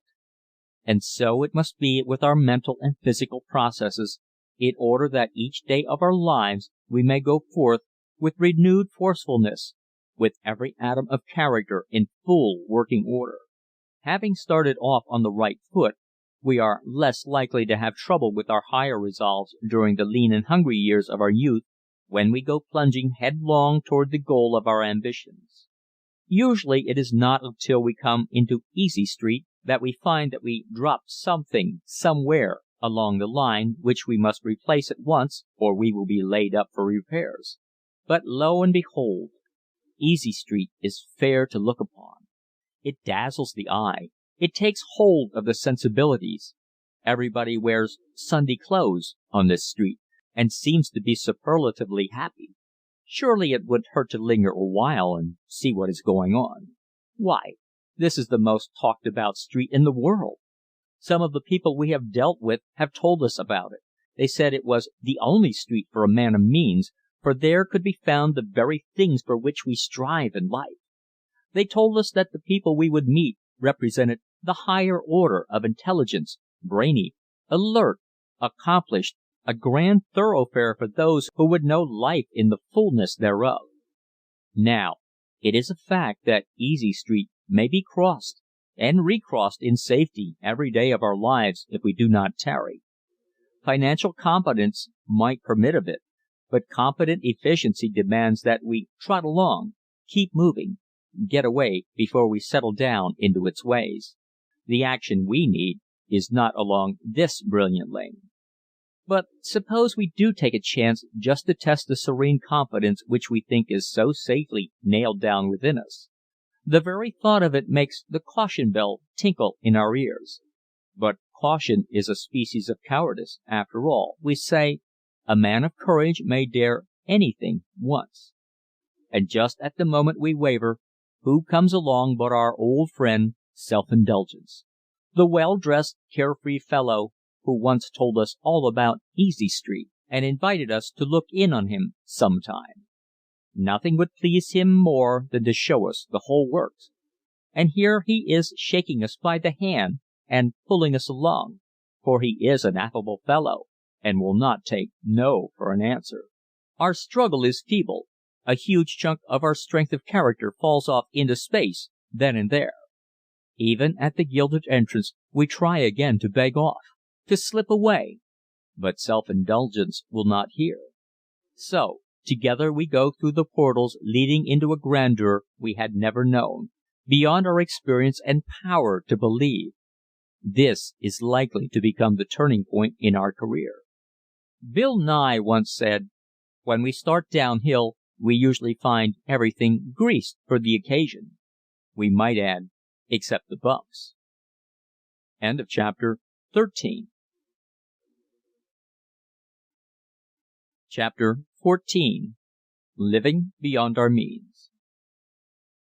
Living beyond our means is a big subject that must be treated broadly, for circumstances alter cases. There is a sane way to look at every problem, and the matter of living beyond our means is one of the major problems we have to face. If every man was alike, and every avocation in life was on a parity, it would be possible to dispose of this subject in a paragraph. But men are not alike. What one could do successfully might easily baffle another. Therefore, it seems advisable to consider the subject by looking into its depths. To most people, debt is terrifying. To some it means nothing, and thus we have individual temperament as an angle from which to consider. Living beyond our ability to pay means going into debt via the shortest route. Getting out of debt means a revision of our code to the extent of ceasing to live beyond our means and saving something with which to pay off what we owe. Some men can do this successfully. Others fail while seemingly trying their best to succeed. And still others do nothing to stem the tide. With these it is a matter of how the tide serves. If favoring winds should drive them to opulence, they would more than likely pay up particularly those imbued with sufficient personal honor to make good. Such are the exigencies of life. We may as well concede that a vast majority at some time or other find it necessary to owe more than they can readily pay. Emergencies arise which force us into expenses that require credit, and if we have so ordered our lives that when the pinch comes we have no credit established, the fact that we pay out our last dollar and go hungry to bed does not bring us much sympathy. Thus it would seem that to be able to say, "I pay as I go," or "I owe no man a dollar," or "I never live beyond my means," is not much of a boast when, after a death in the family, or other unforeseen circumstances, we find ourselves broke and nowhere to turn for accommodation. It has been aptly said that people can save themselves to death. In other words, one may develop the saving habit to such an extent that Laugh and Live can find no room beside us on the perch of our existence. We must admit that the systematic saver of pennies misses a lot as he goes along, and with time degenerates into a sort of killjoy. In the matter of regulating his family to his way of thinking, he usually has an uphill job. Sons leave home as soon as they can.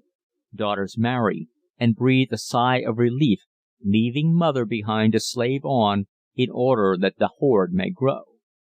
While all of this is true, it only represents extreme cases. Therefore it should not be construed that this chapter is launched against the habit of saving.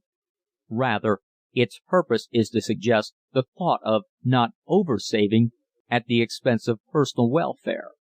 Our best plan would be to save in reason, not forgetting that life is here to enjoy as we go along. Then, too, we must have a credit rating among our fellow mortals, just the same as a business person must have credit rating among financial institutions. Credit in business is worth more than money because it allows for expansion, whereas money in the bank is only good as far as it goes. Many a merchant who bought and sold for cash all his life found when he came to enlarge his business that one thing was lacking: credit. The fact that he had always paid cash threw a doubt upon his financial condition when he proposed to borrow. He had neglected to build up a credit as he went along. The business world only knew him as a man who paid cash and exacted cash. Taken at his fullest inventory, he had scalped a living out of the world for which he had done but little to make happier or better. One calamity might easily scuttle his prospects forever, for instance, a fire or a bank failure. And without credit, it would be difficult to start over again. By all means, we must save something for the rainy day as we go along, and our savings can be made up of other things than actual cash in bank. One item of our savings is the habit of keeping up our appearances. Living beyond our means does not incorporate the thought that, in order to save every possible cent, we should become slipshod and shabby. Carelessness in dress takes away from our rating as nothing else will, for it has to do with first impressions of those with whom we come in contact. Gentility pays dividends of the highest order, being, as it is, a badge of character. Neatness bespeaks character, and it is just as cheap in dollars and cents to keep ourselves respectably clothed as to indulge in shoddy apparel under the delusion that we have saved money on the purchase price. Good clothing, costing more at the start, lasts long and looks well as long as it lasts. Shoddy apparel never is anything else but shoddy, and well might it proclaim the shoddy man. When we throw away our opportunity to present a genteel appearance just for the sake of the bankroll, we doom ourselves to defeat in the pursuit of knowledge. We cannot get all we want to know by the mere reading of books. We must mingle with people. We must interchange thought that we may crystallize what we know into practical knowledge so that it can be made into tools to work with. While the man of brains is welcome everywhere, the matter of his appearance has a lot to do with how he is received and with whom he may fraternize. "Isn't it a pity," we hear people say, "that with all his brains he hasn't sense enough to make himself presentable?" But the worst phase of the situation is that the unkempt man sooner or later loses faith in himself and either ceases to hoard at the expense of his gentility, or he gives up his opportunity to mingle with others and lapses into habits consistent with miserly thoughts. The phrase, "a happy medium," is well known and decidedly applicable to the subject of saving as we go along, so that we may avert the sorrows which follow in the wake of living beyond our means. It suggests a desirable middle course which permits us to adopt a sane policy rather than flying to an extreme. It cannot be said that we are living beyond our means when by reason of our association with men of affairs we need to spend more money and thereby save less in preparing ourselves for the larger opportunities which will naturally follow. Young men often go through college on their uppers, so to speak. There is not a cent which they could honestly save as they went along without cheating themselves. The point is that their situations in life force them to spend rather than to save money. But in so doing the real saving was in the spending thereof. They enlarged their knowledge and decreased their bank accounts for the time being. What man parts with in an emergency is no license, however, for him to fall back into profligacy. Never should a man entirely lose the idea of putting something by. The college boy in this case has simply invested his money into an education instead of a bank account. Once on the high road of life, with a plan of action well defined and a regular income, the habit of putting money away should become a fixed procedure. In no other way do we accumulate except by investment, and investment means putting away money at interest or in some project which promises better returns. If we were to interview 1,000 men on the subject of saving and draw upon their experiences, we would find that by investing money at interest we pursue the safest course, far safer in fact than the seeking of outside investments that promise greater returns. The latter invites the mind away from the regular avocation and educates it in time to take chances that are likely to turn out into setbacks. The mind, instead of applying itself to the duty of making the most out of its regular employment, allows its interest to become scattered over too broad a field. It is not within the province of all men to become wealthy, and, after all, wealth is not the only desideratum. The happiness of mortals are found in the middle walks of life, and not in the extremes. The struggle should be to escape the life which saps our strength, keeps our nerves on edge, and drives us away from the green pastures. End of chapter 14. Chapter 15. Initiative and Self-Reliance. The late Elbert Hubbard defined the man with initiative as the one who did the right thing at the right time without being told. At this point it may be definitely stated that such a man would naturally be self-reliant. Such a man would not lean on his friends. He would stand up with them. He would be found fighting his own battles without crying for help. Once a cub reporter was ordered by his city editor to go and interview a certain man. After an awkward pause, the youngster inquired, "Where can I find him?" Smiling scornfully into his eyes, the city editor replied, "Wherever he is." This would seem to have been the start and finish of this youngster's newspaper career. But quite the reverse was true. He took the lesson well to heart, thus starting himself on the road to self-reliance. If he had repeated the offense it is likely he would have lost his job and also his nerve, thereby spoiling his chances for a successful career. The fact that he did not, but went on and made of himself a famous newspaper man proves that he lost no time in developing initiative and self-reliance. There is no questioning the vast importance that these two words mean to all of us. Many a man who did not grasp the significance of initiative became a leaner for the rest of his life. Many a man also missed his chances by doing just as he was told and nothing more. His work ended there. In due course, it is inevitable that such a man should become part of the great army of discontented ne'er-do-wells who help to block the pavements in front of the loafing places. Hesitation, vacillation, and growing diffidence take the place of self-reliance. He falls to the bottom like a stone, and there he rests, a drag anchor in the mire. His job gets the best of him because he lacks initiative. Once stranded, he becomes an arrant coward, afraid of his own shadow. We must make our own opportunities, otherwise we are children of circumstance. What becomes of us is a matter of guesswork. We have no hand in compelling our own future. Diffidence is a species of cowardice.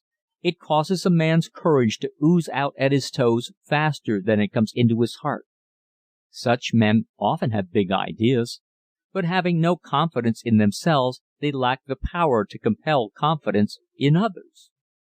When they go into the presence of a man of personality, they lose their self-confidence, and all of the pent-up courage which drove them forward flies out at the window.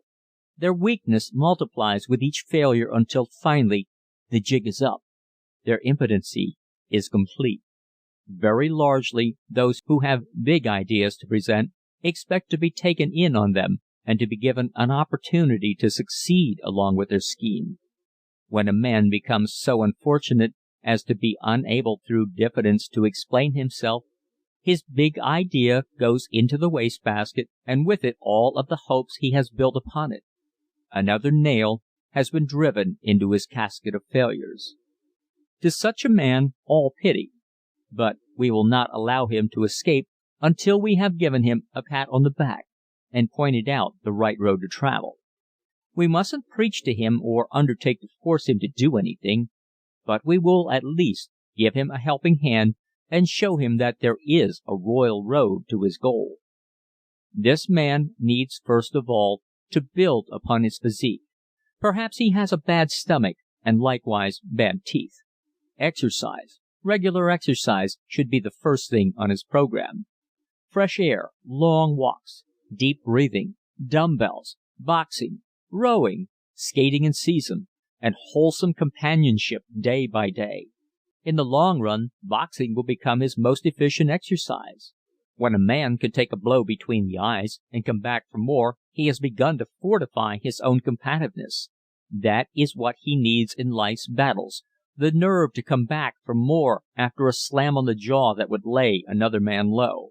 And when it's all said and done, and the exercise game has become a feature of his day's work, he must settle down to good plain food and plenty of sleep. There is nothing in all the world like these things combined for the upbuilding and upholding of health and courage. Our success is a matter of courage. A man who can steel himself to be knocked down and get up immediately afterwards and hand the other fellow a ripping punch has added to his own pep. All courage is of the same cloth, whether physical, moral, or spiritual.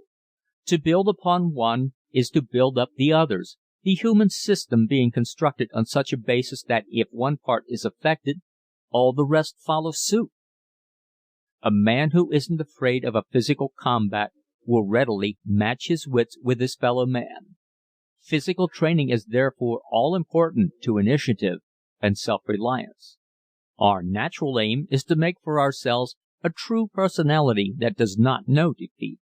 When we come to an obstacle, we must be able to hurdle it. It is all very well to say that the longest way around is the shortest way across, but it doesn't sound like initiative and self-reliance. There is one thing about men who rely upon themselves. They make no excuses, nor do they puff up over victory. Posing for applause is as distasteful to them as standing for abuse. All they ask is a square deal and the confidence of their associates. If they fall down on a proposition, they get up and go at it again until success crowns their efforts. Such men have a way of turning defeat into victory. How immeasurably inferior to such a spirit is the fellow who whines and moans at every evil twist of fortune. He has no confidence in himself, and nothing else to do except confide his woes to all who will listen to his cowardly story of defeat. Such men are least useful in the important work of this world. They are the humdrum hirelings, the dumb followers. The pitiful part of it all is that they could have succeeded had they but taken stock of themselves when the taking was good. But while there is life, there is hope. Likewise, a chance. It is up to us. One of the startling things about men of initiative is the way they come forward in times of trouble. We don't have to point to Andrew Jackson in the War of 1812. We can look around us. Take, for example, a great fire. Haven't we often read of the brave fireman who sprang forward and by doing the right thing instantly saved a multitude of lives? Well, such a man is possessed of self-reliance. He is trained for the hazardous life he leads. When the emergency arose, he was ready in a jiffy to do the work expected of him. It is safe to say that without training, such men would have botched the job, and instead of being praised to the skies, would have sunk into oblivion under the heap of public scorn. Sometimes it happens that a man accidentally becomes a hero, but it was no accident that he was able to become one. He must have had initiative. He must have had self-reliance. Archibald C. Butt was such a man. He went down on the Titanic. The last act of his life was to help women and children into the boats and calm their minds as they were lowered away. Astor was of the same metal, both sublimely oblivious to the terrible fate which hung over them. Here was initiative and self-reliance in its highest form. And this sort of man is everywhere. The car in which we ride to work every morning contains one or more of them. Let something happen, and we will see them spring forward with a line of action already formed. At their word of command we automatically obey, and then when the worst is over, a kindly voice reassures us, and we go on our way rejoicing. What would the world do without these men? History is filled with the tales of heroes and heroines, and for every Joan of Arc there are thousands upon thousands who have done heroic things without a word of praise. Moreover, the really brave soul declines all ovation. No real hero claims reward. To have done the right thing at the right time is reward in itself. This quality of self-strength and self-dependence is not confined to any race of people, but in nations where personal liberty survives, initiative is at its best. Somehow, whenever the emergency, the man comes forth to do and dare. The Great World War, still raging as these lines are penned, has furnished untold thousands of examples of courageous action, enough to last until the end of human affairs, but they will go on and on in multiplied form, each day's score superseding those of the day before. It would be bully to know that we are doing our share in safeguarding the supply of initiative and self-reliance needed in this world. We must keep moving. The fellow who gets in a rut through lack of initiative finds that with advancing years it becomes harder and harder to get out of it, so that the best plan is to make the move now while there is time to succeed. When we come to think of it, there are plenty of positions in the world for the right man, and if we have something to say for ourselves that lends credit to our ability, we stand a chance for the job. End of chapter 15. Recording by Tom Weiss, Tom'sAudiobooks.com.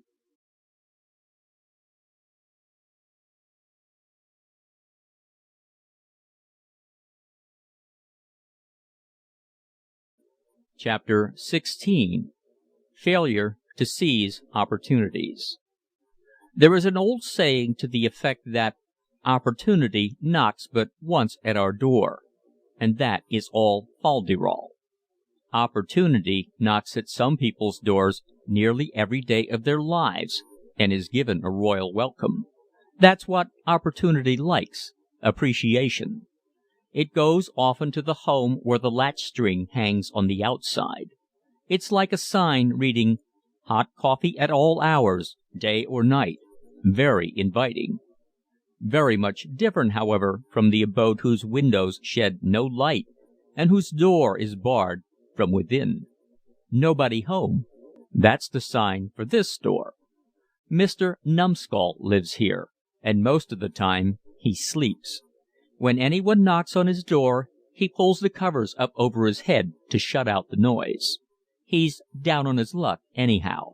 Therefore, it would be a waste of good shoe leather for him to be up and puttering around. If opportunity ever knocked at his door, he could say in all truth that he never heard it.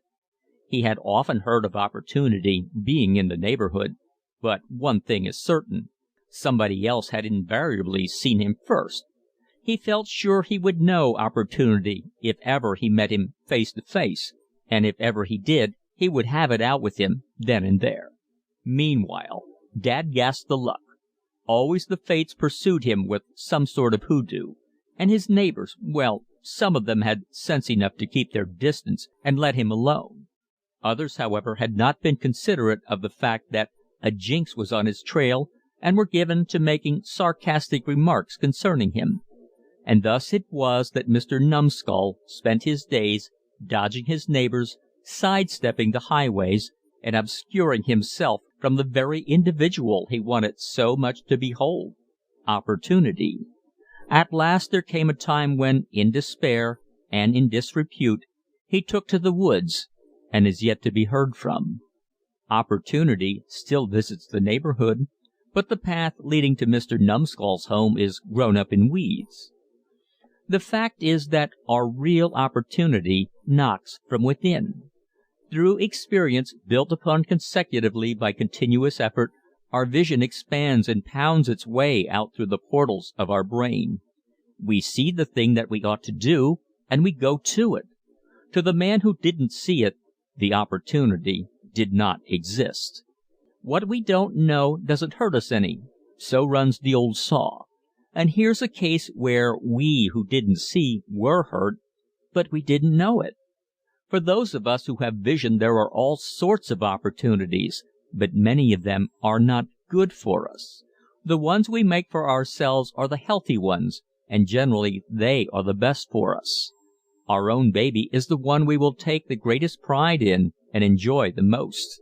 Then we become masters of our own destiny in a sense, and can be more independent through having no senior partners in the enterprise. Often our dreams bring forth a need for many kinds of special knowledge, and for these we go into the open market, offering opportunity to many others in return for their assistance. Thus we find that everything we do is in relation to other things and dependent in part on other people. This should make us careful and a wee bit wary. Opportunities are widely divergent in nature. Through a stroke of hard luck one might have difficulty in finding employment.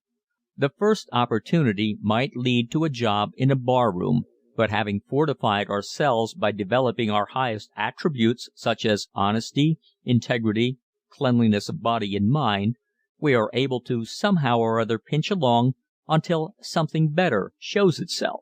First-class principles are not to be thrown away upon the first provocation. Therefore, in order to take away the temptation, we might as well figure out that a great many employments in the world do not represent real opportunities and therefore should not be considered. Failure to seize such so-called opportunities becomes a virtue in the same sense that the failure to seize a decent opportunity becomes a shame. Often opportunity comes through meeting men of affairs who have power and wealth at their command. These are usually in connection with enterprises of the greater magnitude. Those of us who have the powers to control our destinies to a reasonable degree should not stand back in our support of these. If we have carefully built up our initiative, self-reliance, preparedness in the way of efficiency, good health and the will to do, there is no reason why we should not aspire to take a hand in anything in which we are confident we can succeed. Among the men who control the big affairs of the business world we find a true democracy. They want the man. The fact that he appears before them neatly attired, bright of eye, and ready of wit will surely count in his favor. In other words, we should live up to the opportunity in whatever form it presents itself after we have accepted its responsibilities. To make this perfectly plain, we must live up to the job. If we are to be superintendent of a coal mine underneath the ground, we will put on our overalls and jumpers, but if we are to be manager of a grand opera house, we will appear in our dress suits. The thought is obvious, but as we journey along we find many of our fellow mortals neglecting to live in line with what they are doing. We mention this fact hopeful that we will not fail to seize our opportunities by setting up obstacles whereby we may become persona non grata through lack of discernment.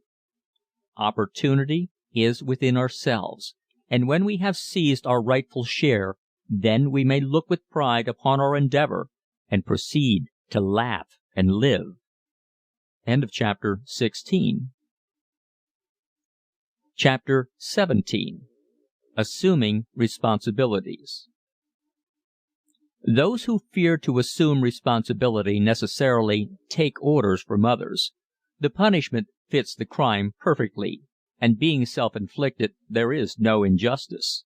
It is true that many men possessed of great brain power play second fiddle to shallow-minded men of inferior wisdom from sheer lack of forcefulness on their part.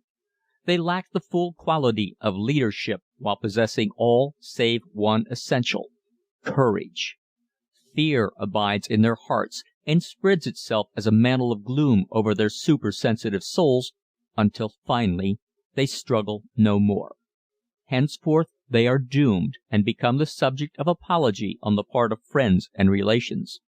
He's all right, they say, but he suffers from over-refinement. He lacks something, we cannot make out just what. It is altogether too bad, for he is such a superior man among his social equals. We must take our hats off to those who have the goodness of heart to make allowances for our shortcomings. A disinterested listener, however, is seldom taken into camp by such well-intended argument. He knows that friend husband, or friend brother as the case may be, needs some sort of swift kick that will stir his combativeness into action. That will cause him to turn upon his mental inferior and have it out with him then and there, once and for all. As a courage builder, fighting for justice is not to be sneezed at. Courage can be built up just the same as any other soul quality. It is all a matter of early training as to which we start out with, courage or fear. Unthinking parents have a lot to do with the propagation of fear in the hearts of children. A neglectful father plus a fear-stricken mother constitute the most logical forces which tend toward the overdevelopment of fear in a child. Once the seed is thoroughly implanted, the growth can be depended upon. How to get rid of it later is not so easy to figure out. Had the child been born with a club foot, these same parents would have spent their last dollar in an effort to straighten it into natural condition. They could see the unshapely foot day by day with their own eyes, and so could their neighbors. But the fear-warped little brain struggling for courage with which to combat its weakness needs must battle alone with chances largely against it. The mere thought of what is in store for this little one as it stumbles along from one period to another, fearful of this and fearful of that, is disconcerting to say the least. We can almost trace our friend Second Fiddle directly back to such a childhood. We can almost hear his fond mother shout, "Keep away from that brook, darling, you might get your feet wet and catch your death of a cold." Another well-known and highly respected admonition belonging to childhood's hour is, "Come in, dearie, it's getting dark. Boogeyman will get you if you don't watch out." Some years later, when little son runs breathless into the home portal after being chased from school by some terrible boys, we can hear this same little mother as she storms about the place and tells what Papa must do about the matter. According to her notion, if teachers could not control the criminal element among the pupils, then it was high time for the police to step in. Never a word about little son taking his own part.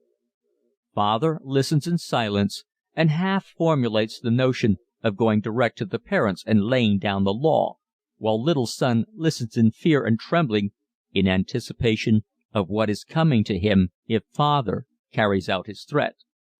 Tall oaks from little acorns grow. if the twig is not bent in the sprouting. Little son is bound to grow into manhood some day, and when he arrives he must have one particular attribute: courage. Somehow he will get along if he has that. He may also wear a club foot or a hunch back, but with courage as a running mate he will assume his responsibilities and become a force in the world.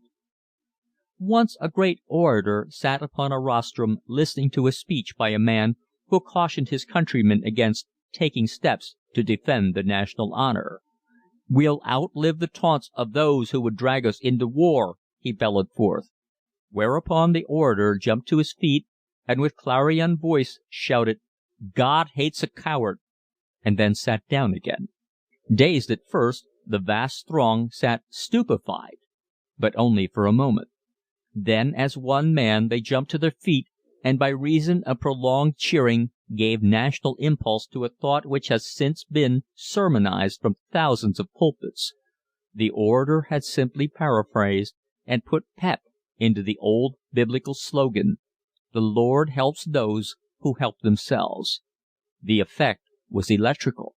The whole country rallied to the idea with the result that we saved ourselves from war by showing the solid front of being ready and willing to defend ourselves. Everything that tends to build up courage is an asset in life. The more we have of it, the further we go, and the more interesting our lives become. For the man of the lion heart, all things unfold, and unto him the timid must bring their offerings.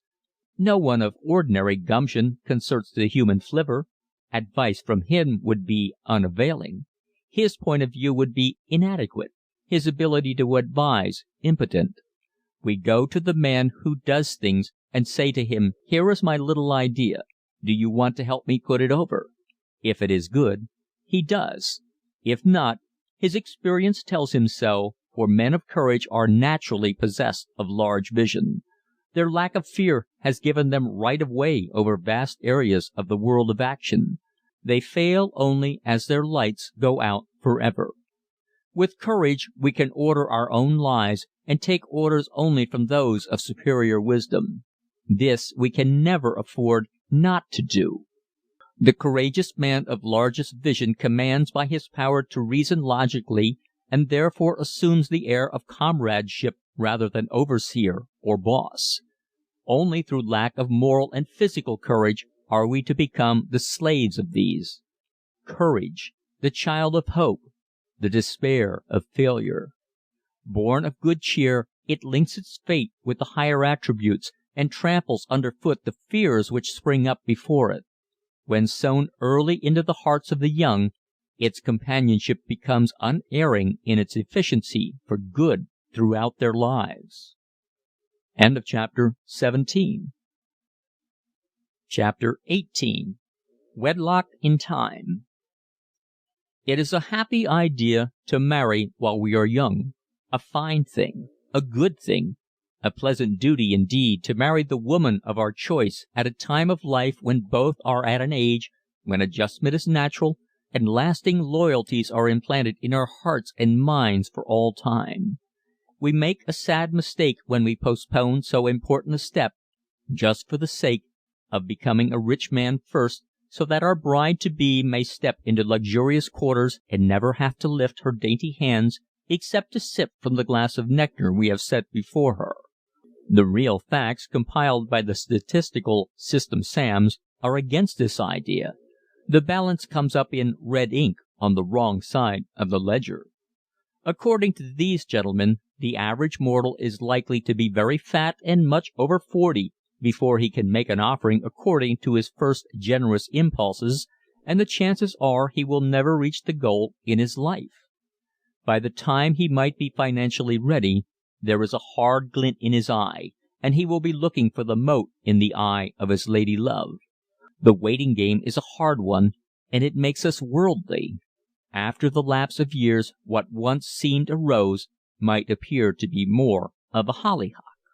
Naturally, we never blame ourselves for the changes. Had we obeyed the grand impulse in the hour of our youth, we might have kept the garden full of roses, and the hollyhocks would never have sprouted there. Then the home nest would have tinged our sensibilities with its loveliness, and our affections would have been nailed down hard and fast forever and a day. Among the many baffling problems which the young man faces, and for that matter any man, is marriage. More thought, more energy, and more time is taken up over this one decisive step than over any other. The reasons are obvious.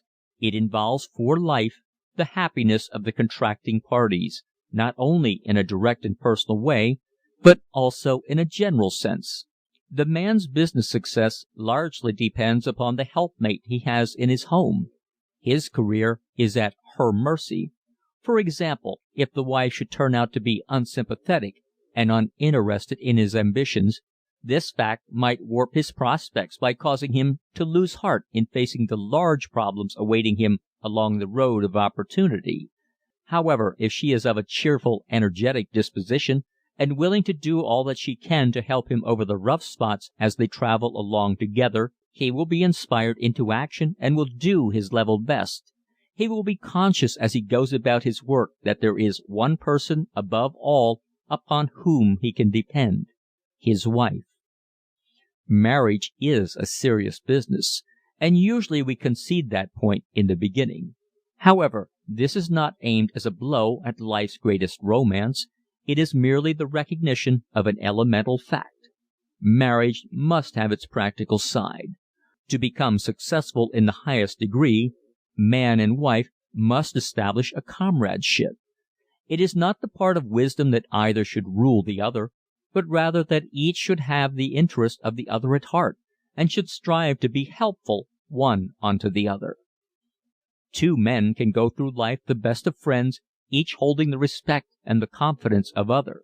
So can two women. Then why not a man and wife? Needless to say, they can and do. Such partnerships are sure of success.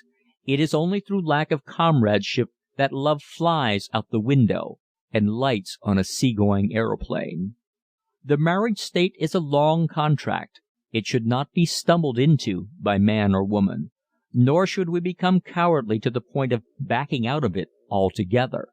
Love is blind only to the blind. Either party to the tie that binds has a chance to know in advance whether the venture is safe and sane. All a man has to consider after he knows his own heart is that the woman of his choice is sensible, considerate, and healthy. Other things being equal, he can take the leap without hesitancy. We shouldn't borrow trouble. Of course, there are those who should never marry. They do, however, and when they do, they loan themselves to the mockery of the married state. There is no time to dwell on this thought, for it is just something that goes on happening anyway, and has no bearing upon the advisability of wedlock in time between people of horse sense. Given a good wife after his own heart, no manly man has a righteous kick coming against the fates. Under such circumstances, if things go wrong, he will find the fault within himself. Of course, we should, to the fullest possible extent, be prepared for marriage before assuming its responsibilities. We should at least have a ticket before embarking, and it is the real man's duty to provide the ticket. Since it is to be a long voyage, a round trip isn't necessary.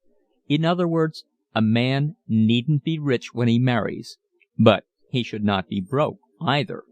Lack of funds a few days after the honeymoon is too hard a test for matrimony to bear nobly. It is too much like inviting a catastrophe through lack of good, hard sense to begin with. It shows poor generalship at the very start, and there is the liability of causing great distress and hardship to a tender-hearted little woman. It would be a sad blow to her to find that the man of her choice was, after all, just an ordinary fellow, a man without foresight.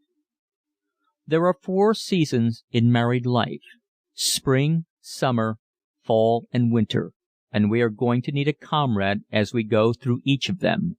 And the one we want is the one we start with, the gentle partner in all our joys and sorrows. It is she who will stand back of us when all others fail. When the children come along to bless our days and inspire us to greater efforts, We are glad to look into their happy smiling faces and find that they resemble their mother. Their soft cheeks are like hers, their hands, their dainty ways, their caresses. And when Mama looks into those same bright eyes, they make her think of their daddy. The fond affection bestowed upon the children by both parents is but another mode of expressing their regard for each other. Springtime days, these, when little tots climb up and entwine their arms about our necks. If this were married life's only compensation, it would not prove in vain, for when the babies enter the home, the tie that binds becomes hard and fast, if the man is a manly man. To become the father of a bright-eyed babe is an experience of the highest importance to a young man getting started. It reinforces his courage, doubles up his ambitions, and puts him on his mettle. He has a new responsibility, and it adds to his strength of character to assume it in all its phases. Another thing, it brings comfort and joy to the mother during the long days while her man is out in the fray. It drives ennui out of the household throughout our springtime days. And when summer comes along, new hopes dawn within us. Springtime has found us up and doing, and when it merged into the new season, we found our aspirations even stronger than before. Children must be educated and their futures prepared in advance as far as may be. They must not go into the world without tools to work with. Meanwhile, the household teems with plans and becomes a veritable dreamland of youthful fervor. We find that having helped our children into attractive personalities, they have become magnets with which to draw about us their comrades. Thus we hold on to our youth by virtue of our surroundings, creatures of our thoughtfulness concerning wedlock in time. That the fall season is coming has no terrors for us. There will be the weddings and plannings for new homes close by, if we have our say, and in due course the grandchildren will come who will favor grandpa and grandma, and once again youth knocks at our door. There will be no dread winter days for us, for we have been forehanded. We have a new crew on board to chase away the cares of old age and infirmities. Try how we will, there is no way to forestall the operation of the law of compensation. We reap as we sow. The world will be good to those who compel its respect by becoming the right sort of citizens. Wedlock in time. That's the answer. End of chapter 18. Chapter 19. Laugh and Live. Again, I find it expedient to resort to the personal pronoun, and therefore this final chapter is to be devoted to you and me. There are facts you may want to know for sure, and one of them is whether or not I live up to my own prescription. I do, and it's easy. I have kept myself happy and well through keeping my physical department in first-class order. If that had been left to take care of itself, I would surely have fallen by the wayside in other departments. Once we sit down in security, the world seems to hand us things we do not need. Fresh air is my intoxicant, and it keeps me in high spirits. My system doesn't crave artificial stimulation because my daily exercise quickens the blood sufficiently. Then, too, I manage to keep busy. That's the real elixir, activity. Not always physical activity either, for I must read good books in order to exercise my mind in other channels than just my daily routine, and add to my store of knowledge as well. Then there is my inner self, which must have attention now and then. For this a little solitude is helpful. We have only to sense the phenomena surrounding us to know that we must have a working faith, something practical to live by, which automatically keeps us on our course. The mystery of life somehow loses its density if we retain our spark of hope. All my life since childhood I have held Shakespeare in constant companionship. Aside from the Bible, which is entirely apart from all other books, Shakespeare has no equal. My father, partly from his love for the great poet, and partly for the purpose of aiding me to memorize accurately, taught me to recite Shakespeare before I was old enough to know the meaning of the words. I remembered them, however, and in later years I grew to know their full significance. Then I became an ardent follower of the master philosopher than whom no greater interpreter of human emotions ever lived. In the matter of sage advice there has never been his equal. In Hamlet we find the wonderful words of admonition from Polonius in his farewell speech to his son Laertes, as good today as 400 years ago, and they will continue to be so until the end of time. It matters not how familiar we may be with these lines, it is no waste of time to read them over again once in a while. They seem to fit the practical side of life perfectly. If we have any complaint by reason of their brusqueness, we have only to temper our interpretation according to our own sense of justice. In other words, if we wanted to loan a 10-spot now and then, we would just go ahead and do it. Meanwhile, to save you the trouble of looking up these lines, here they are in Laugh and Live. And these few precepts in thy memory. See thou, character, give thy thoughts no tongue, nor any unproportioned thought his act. Be thou familiar, but by no means vulgar.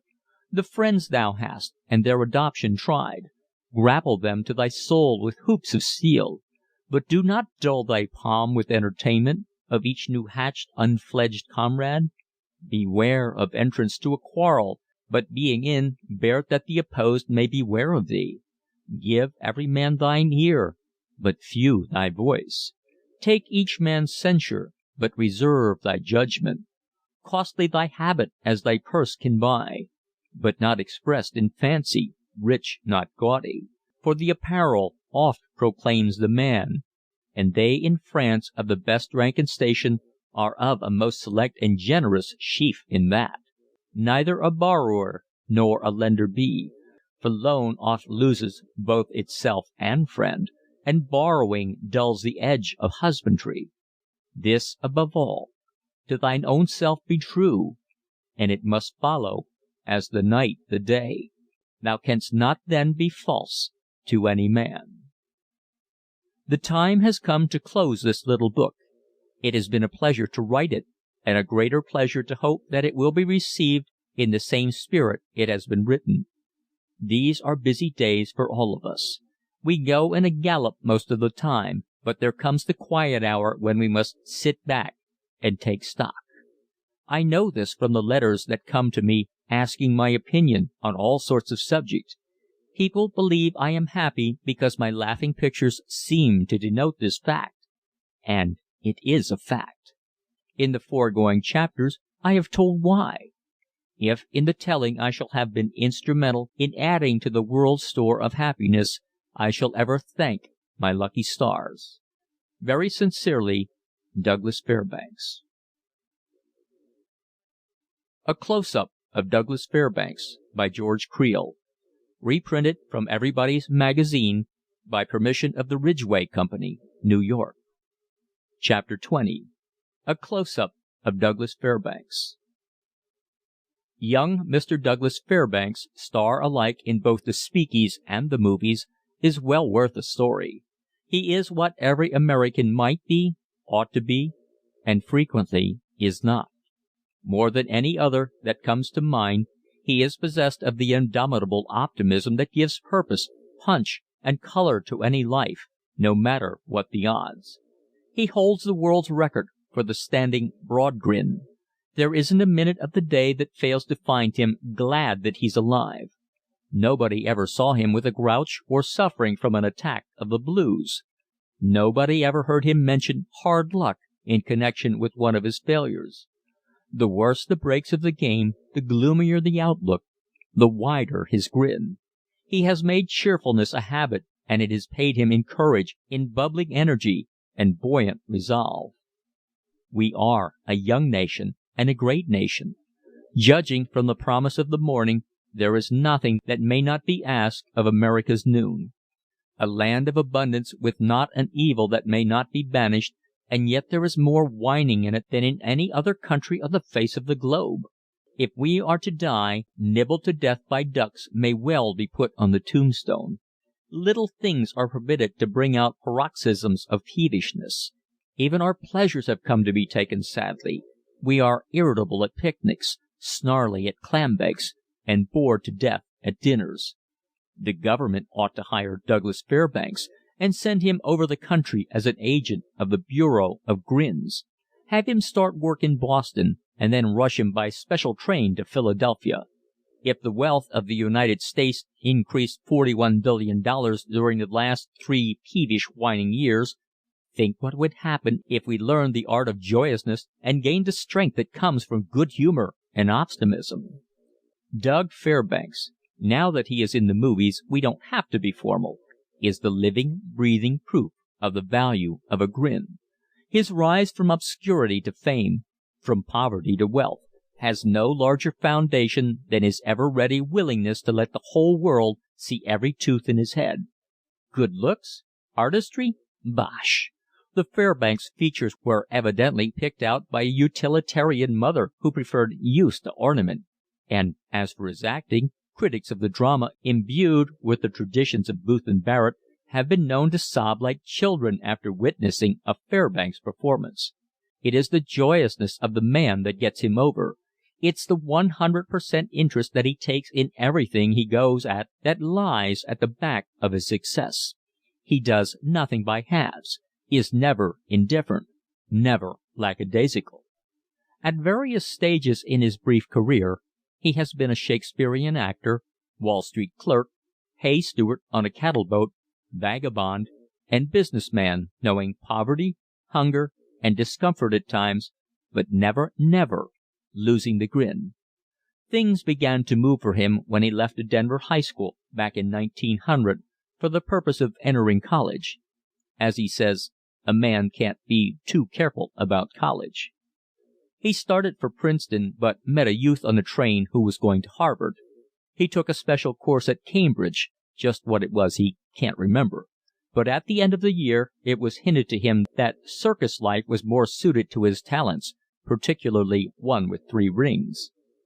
A friend, however, suggested the theater, and gave him a card to Frederick Ward, the tragedian. Mr. Ward fell for the Fairbanks grin, and as a first part assigned him the role of François the lackey in Richelieu. What he lacked in experience he made up for in activity and unflagging merriment. It got to be so that Ward was almost afraid to touch the bell, for he never knew whether the amazing François would enter through the door or come down from the ceiling.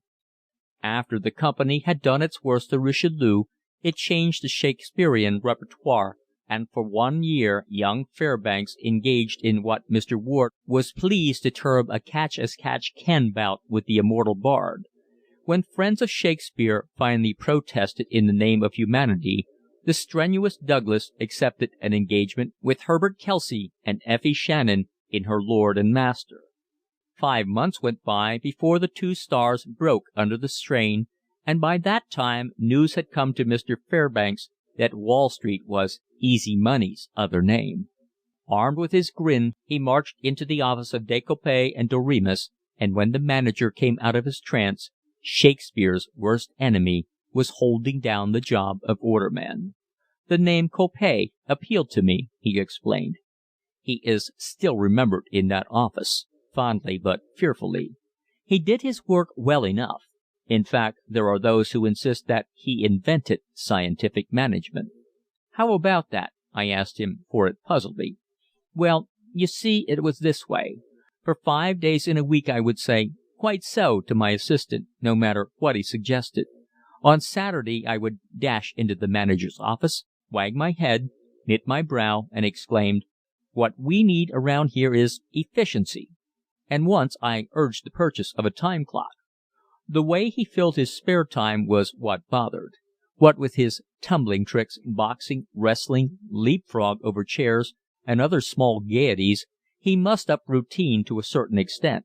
But he was not discharged. At a point where the firm was just 1 jump ahead of nervous prostration, along came Jack Beardsley and Little Owen, 2 husky football players with a desire to see life without the safety clutch. The three approached the officials of a cattle steamship, and by persistent claims to the effect that they had a way with dumb animals, got jobs as hay stewards. "We found the cows very nice," comments Mr. Fairbanks. "No one can get me to say a word against them. But those stokers, and those other stable maids, pow! We had to fight 'em from one end of the voyage to the other, and it got so that I bit myself in my sleep. The three of us got 8 shillings apiece when we landed at Liverpool, and tickets back, but there were several little things about Europe that bothered us, and we thought we'd see what the trouble was." They hoboed through England, France, and Belgium, working at any old job, until they gathered enough money to move along, whether it was carrying water to English navies or unloading paving blocks from a seine boat. After 3 joyous months, they felt the call of the cattle and came home on another steamer. Back on his native heath, young Fairbanks took a shot from the hip at law, but missed. Then he got a job in a machine manufacturing plant, but one day he found that his carelessness had permitted $50 to accumulate, and he breezed down to Cuba and Yucatan to see what openings there were for capital. Back from that tramping trip, he figured that since he had not annoyed the stage for some time, it certainly owed him something. His return to the drama took place in The Rose of Plymouth Town, a play in which Miss Minnie Dupree was the star. Meeting Miss Dupree, I asked her what sort of an actor Fairbanks was in those days. "Well," she said judiciously, "I think that he was about the nicest case of St. Vitus dance that ever came under my notice." William A. Brady got him next. Mr. Brady is quite a dynamo himself, and there was also a time in his life when he managed James J. Corbett. The two fell into each other's arms with a cry of joy, and for 7 years they touched off dramatic explosions that strewed fat actors all over the landscape and tore miles of scenery into ribbons. "Some boy," was Mr. Brady's tribute. "Put him in a death scene, and he'd find a way to break the furniture." There was never a part that Doug Fairbanks lay down on. To every role he brought joy and interest and enthusiasm, and the night came inevitably that he saw his name in electric letters. It is not claimed that his work as a star elevated the drama, but it may safely be claimed that he never appeared in any play that was not wholesome, stimulating, and helpful. Nothing was more natural than that the movies should seek such an actor, and they set the trap with attractive bait. "Come over to us," they said, "and we'll let you do anything you want. Outside of poison gas and actual murder, the sky's the limit." Without even waiting to kick off his shoes, Doug Fairbanks made a dive. The movie magnates got what they wanted, and Fairbanks got what he wanted. For the first time in his life, he was able to let go with all the force of his dynamic individuality, and he took full advantage of the opportunity. In The Lamb, his first adventure before the camera, he let a rattlesnake crawl over him, tackled a mountain lion, jiu-jitsu'd a bunch of Yaqui Indians until they bellowed, and operated a machine gun. In his Picture in the Papers, he was called upon to run an automobile over a cliff, engage in a grueling 6-round go with a professional pugilist, jump off an Atlantic liner and swim to the distant shore, mix it up in a furious battle royal with half a dozen husky gunmen, leap twice from swiftly moving trains, and also to resist arrest by a squad of just Willards dressed up in police uniforms. The half-breed carried him out to California and, among other things, threw him into the heart of a forest fire that had been carefully kindled in the redwood groves of Calaveras County. Amid a rain of burning pine tufts, and with great branches falling to the ground all around him, Dougie was required to dash in and save the gallant sheriff from turning into a cinder. Hair and eyelashes grew out again, however, his blisters healed, and in a few days he was as good as new. The Habit of Happiness was rich in stunts that would have made even Battling Nelson turn to tatting with a sigh of relief. 5 gangsters, sicked on to their work by the villain, waylaid our hero on the stairs, and in the rough and tumble that followed, it was his duty to beat each and every one of them into a state of coma. He performed his task so conscientiously that his hands were swollen for a week, not to mention his eyes and nose. As for the 5 extra men who posed as the gangsters, all came to the conclusion that dock walloping was far less strenuous than art, and went back to their former jobs.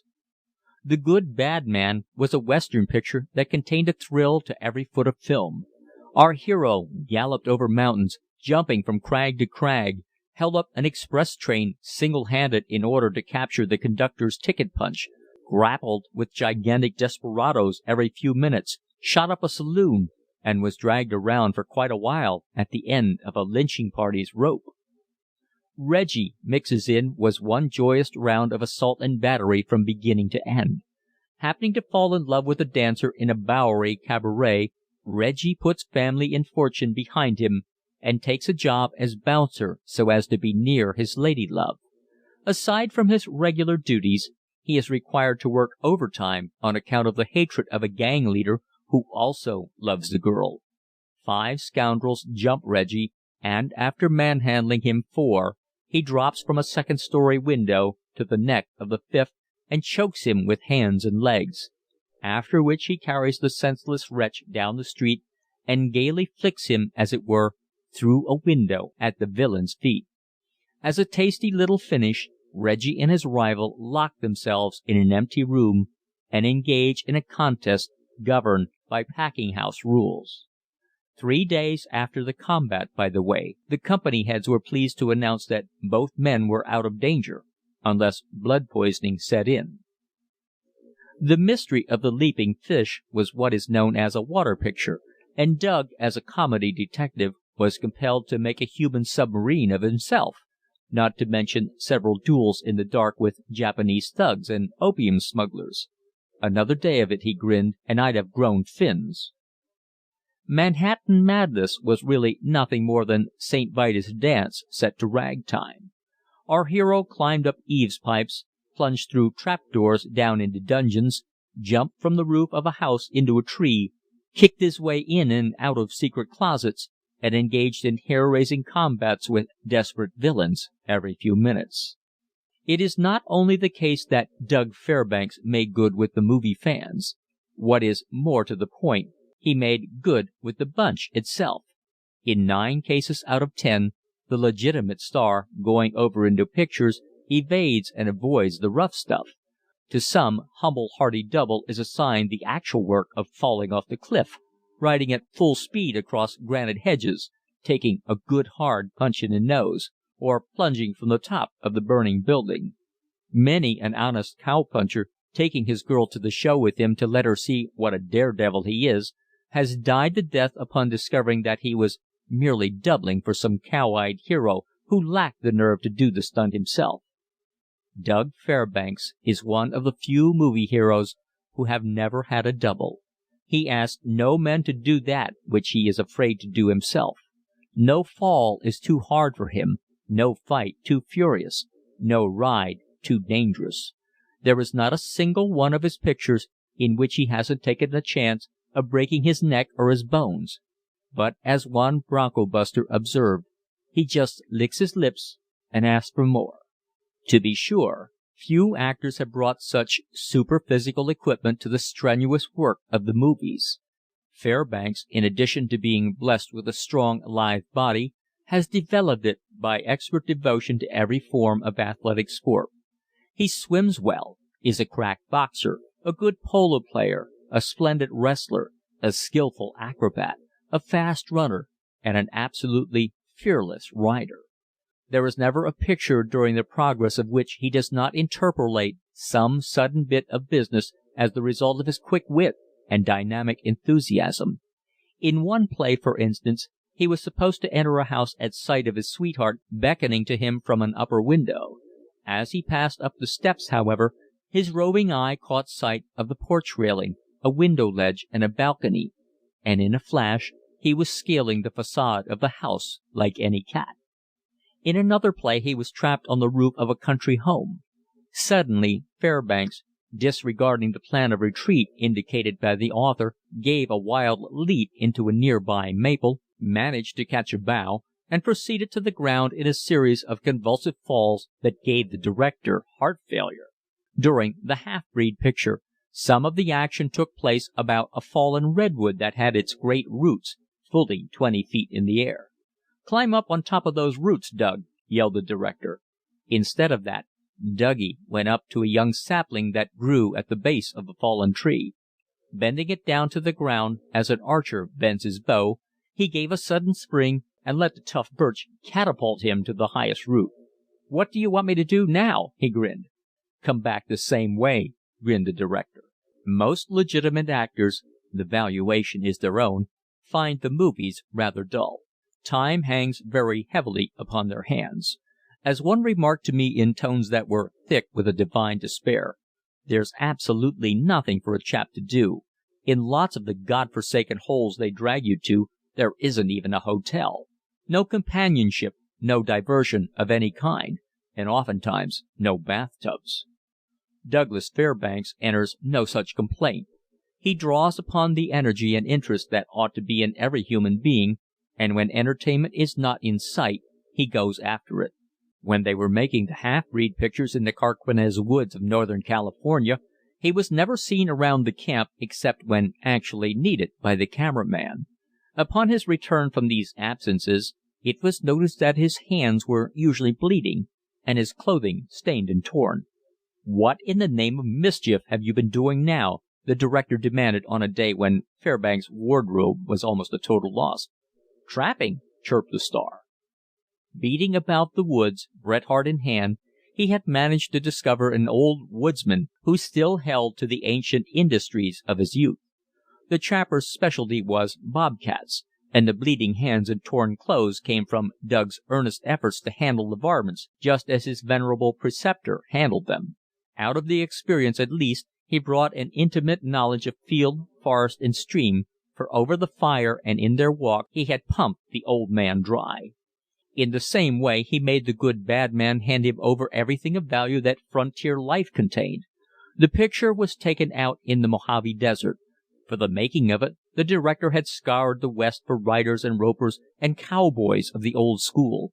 He-men, every one of them, and for a time they looked with dislike and suspicion upon the star. But when they saw that Fairbanks did not ask for any double, and took the hardest tumble with a grin, they received him into their fellowship with a heartfelt yell. Dull in the Mojave Desert? Why, he had to sit up nights to keep even with his engagements. From one man he learned bronco busting, from another fancy roping, and from others all that there is to know about horses, cattle, mountain, and plain. And around the campfires he got stories of the winning of the West such as never found their way into histories. When one picture called for jiu-jitsu work, he didn't rest satisfied with learning just enough to get by. Every spare moment found him in a clinch with the Japanese expert, mastering every secret, perfecting himself in every hold. Same way with boxing. When no pugilist came handy, he put on the gloves with anyone willing to take chances on a black eye, keeping at it until today they have to hire professionals when he figures in a movie fight. When they made a water picture, he never stopped until he could duplicate every trick known to the professor who drilled the extra men. He took advantage of a biplane flight to make friends with the aeronaut, and by the time the picture was done, he was as good a driver as the expert. No matter where he is or what the job, he finds something of interest because he goes upon the theory that every minute is meant to be lived. Maroon him at a crossroads with 5 hours until train time, and he'd have the operator's first name in 10 minutes and be learning the Morse alphabet, after which he would rush up to his new friend's house to see the babies or to pass judgment on a Holstein calf or a black Minorca brood. It is the tremendously human quality, more than anything else, that gets him across. People like him because he likes them. He attracts interest because he takes interest. Talk with any of the big men in the motion picture industry, that is, those with brains and education, and they will tell you that personality counts more in pictures than it does on the stage. H.B. Aiken, president of the Triangle Film Corporation, said to me, "The screen is intimate. The camera brings the actor right into your lap. In the speaking drama, makeup and footlights change and hide. But not the least flicker of expression is lost in the picture. It's a test of realness, and it takes a real man or a real woman to stand it.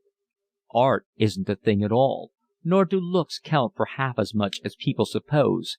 It's what's back of the art and the looks that makes the hit, and if they haven't got something, the artist and the beauty don't last long. We picked Douglas Fairbanks as a likely film star, not on account of his stunts as the majority think, but because of the splendid humanness that fairly oozed out of him. When he isn't before the camera, or fooling with an airship or a motor, or playing with children, or getting acquainted with a tramp or a trapper, or practicing stunts with a rope or a horse, young Mr. Fairbanks fills in his spare time writing scenarios. As everyone knows, the motion picture drama has been a tawdry thing for the most part, either a rehash of old stage plays, novels, and short stories, or else mediocre originalities that epitomize banality. Young Mr. Fairbanks dissented from the established custom from the very start. "It's all wrong," he declared. "We've got to stand on our own feet. Develop your own dramatists." Practically every play in which he has appeared sprang from his personal suggestion, and in many of them he has collaborated with the scenario writer. The three things that he demands are action, wholesomeness, and sentiment that rings true. Never make the mistake of thinking that Douglas Fairbanks starts and finishes with mere good humor and physical exuberance. There is more to him than his grin, for his mind is as strong and vigorous as his body.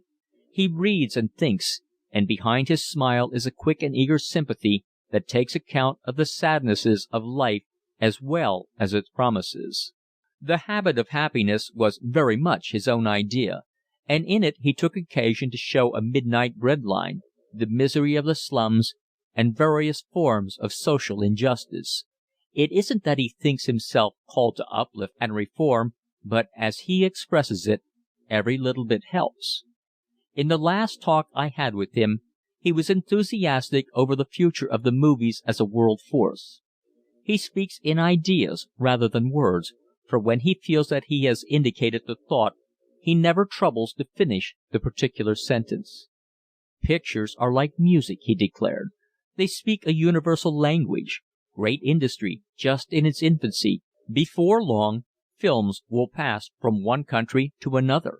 Internationalism. Why not? Love, hate, grief, ambition, laughter, they belong to one race as much as the other. All peoples understand them. It's hard to hate people after you know them. Pictures will let us know each other. They'll break down the hard national lines that now make for war and suspicion. Other things followed, for we discussed everything from cabbages to kings, and then I plumped the question at him that I had been waiting to ask from the first. How do you like the movies as compared to the speaking drama? Come now, cross your heart and hope to die. When the night comes down and the lights go up, isn't there a blue minute now and then? Surest thing you know, he grinned. It isn't because there's such a radical difference between the talkies and the movies, however. He refers to musical comedy as the screamies. The play in the theater is largely a matter of pantomime, you know.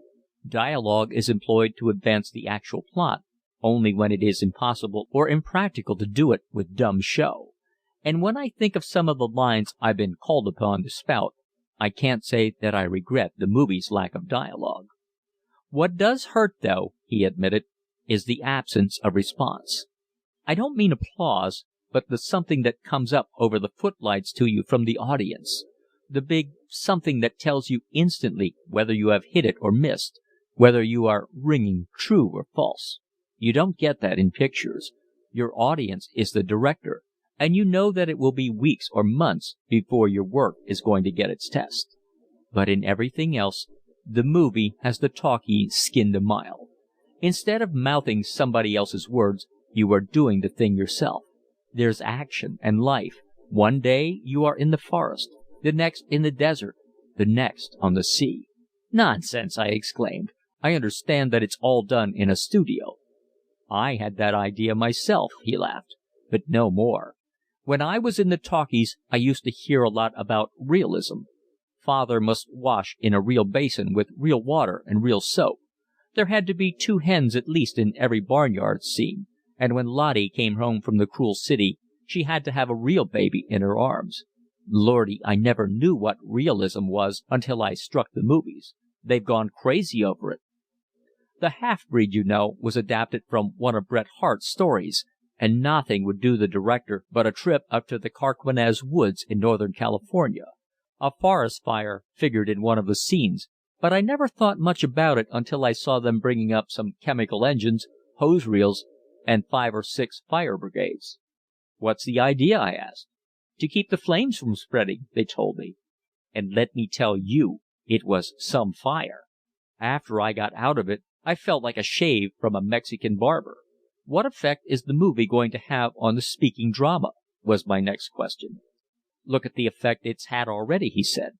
"Shaw is the only playwright clever enough to write dialogue that will hold any number of people in the theater. The motion picture has made the public demand action. It has changed the plot and progress of the drama completely. Do you think that a good thing? Doesn't it mean the substitution of feeling for thinking?" "Well," he answered slowly, "the world goes forward through the heart rather than through the head. Happiness, to my mind, is emotional, not mental. And the movie has brought happiness to millions whose lives were formerly drab and sordid. I love to go into these little halls in out-of-the-way places and see the men, women, and children packed there of an evening.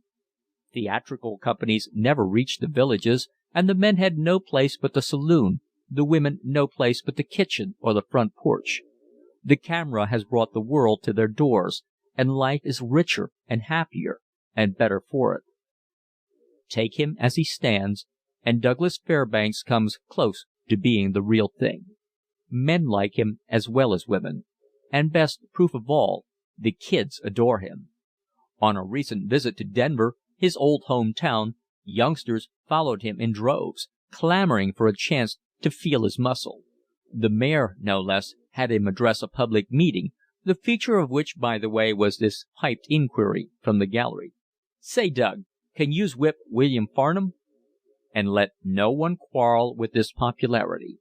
It is a good sign, a healthful sign, a token that the blood of America still runs warm and red, and that chalk has not yet softened our bones. This is the end of Laugh and Live. Recording by Tom Weiss, Tom'sAudiobooks.com.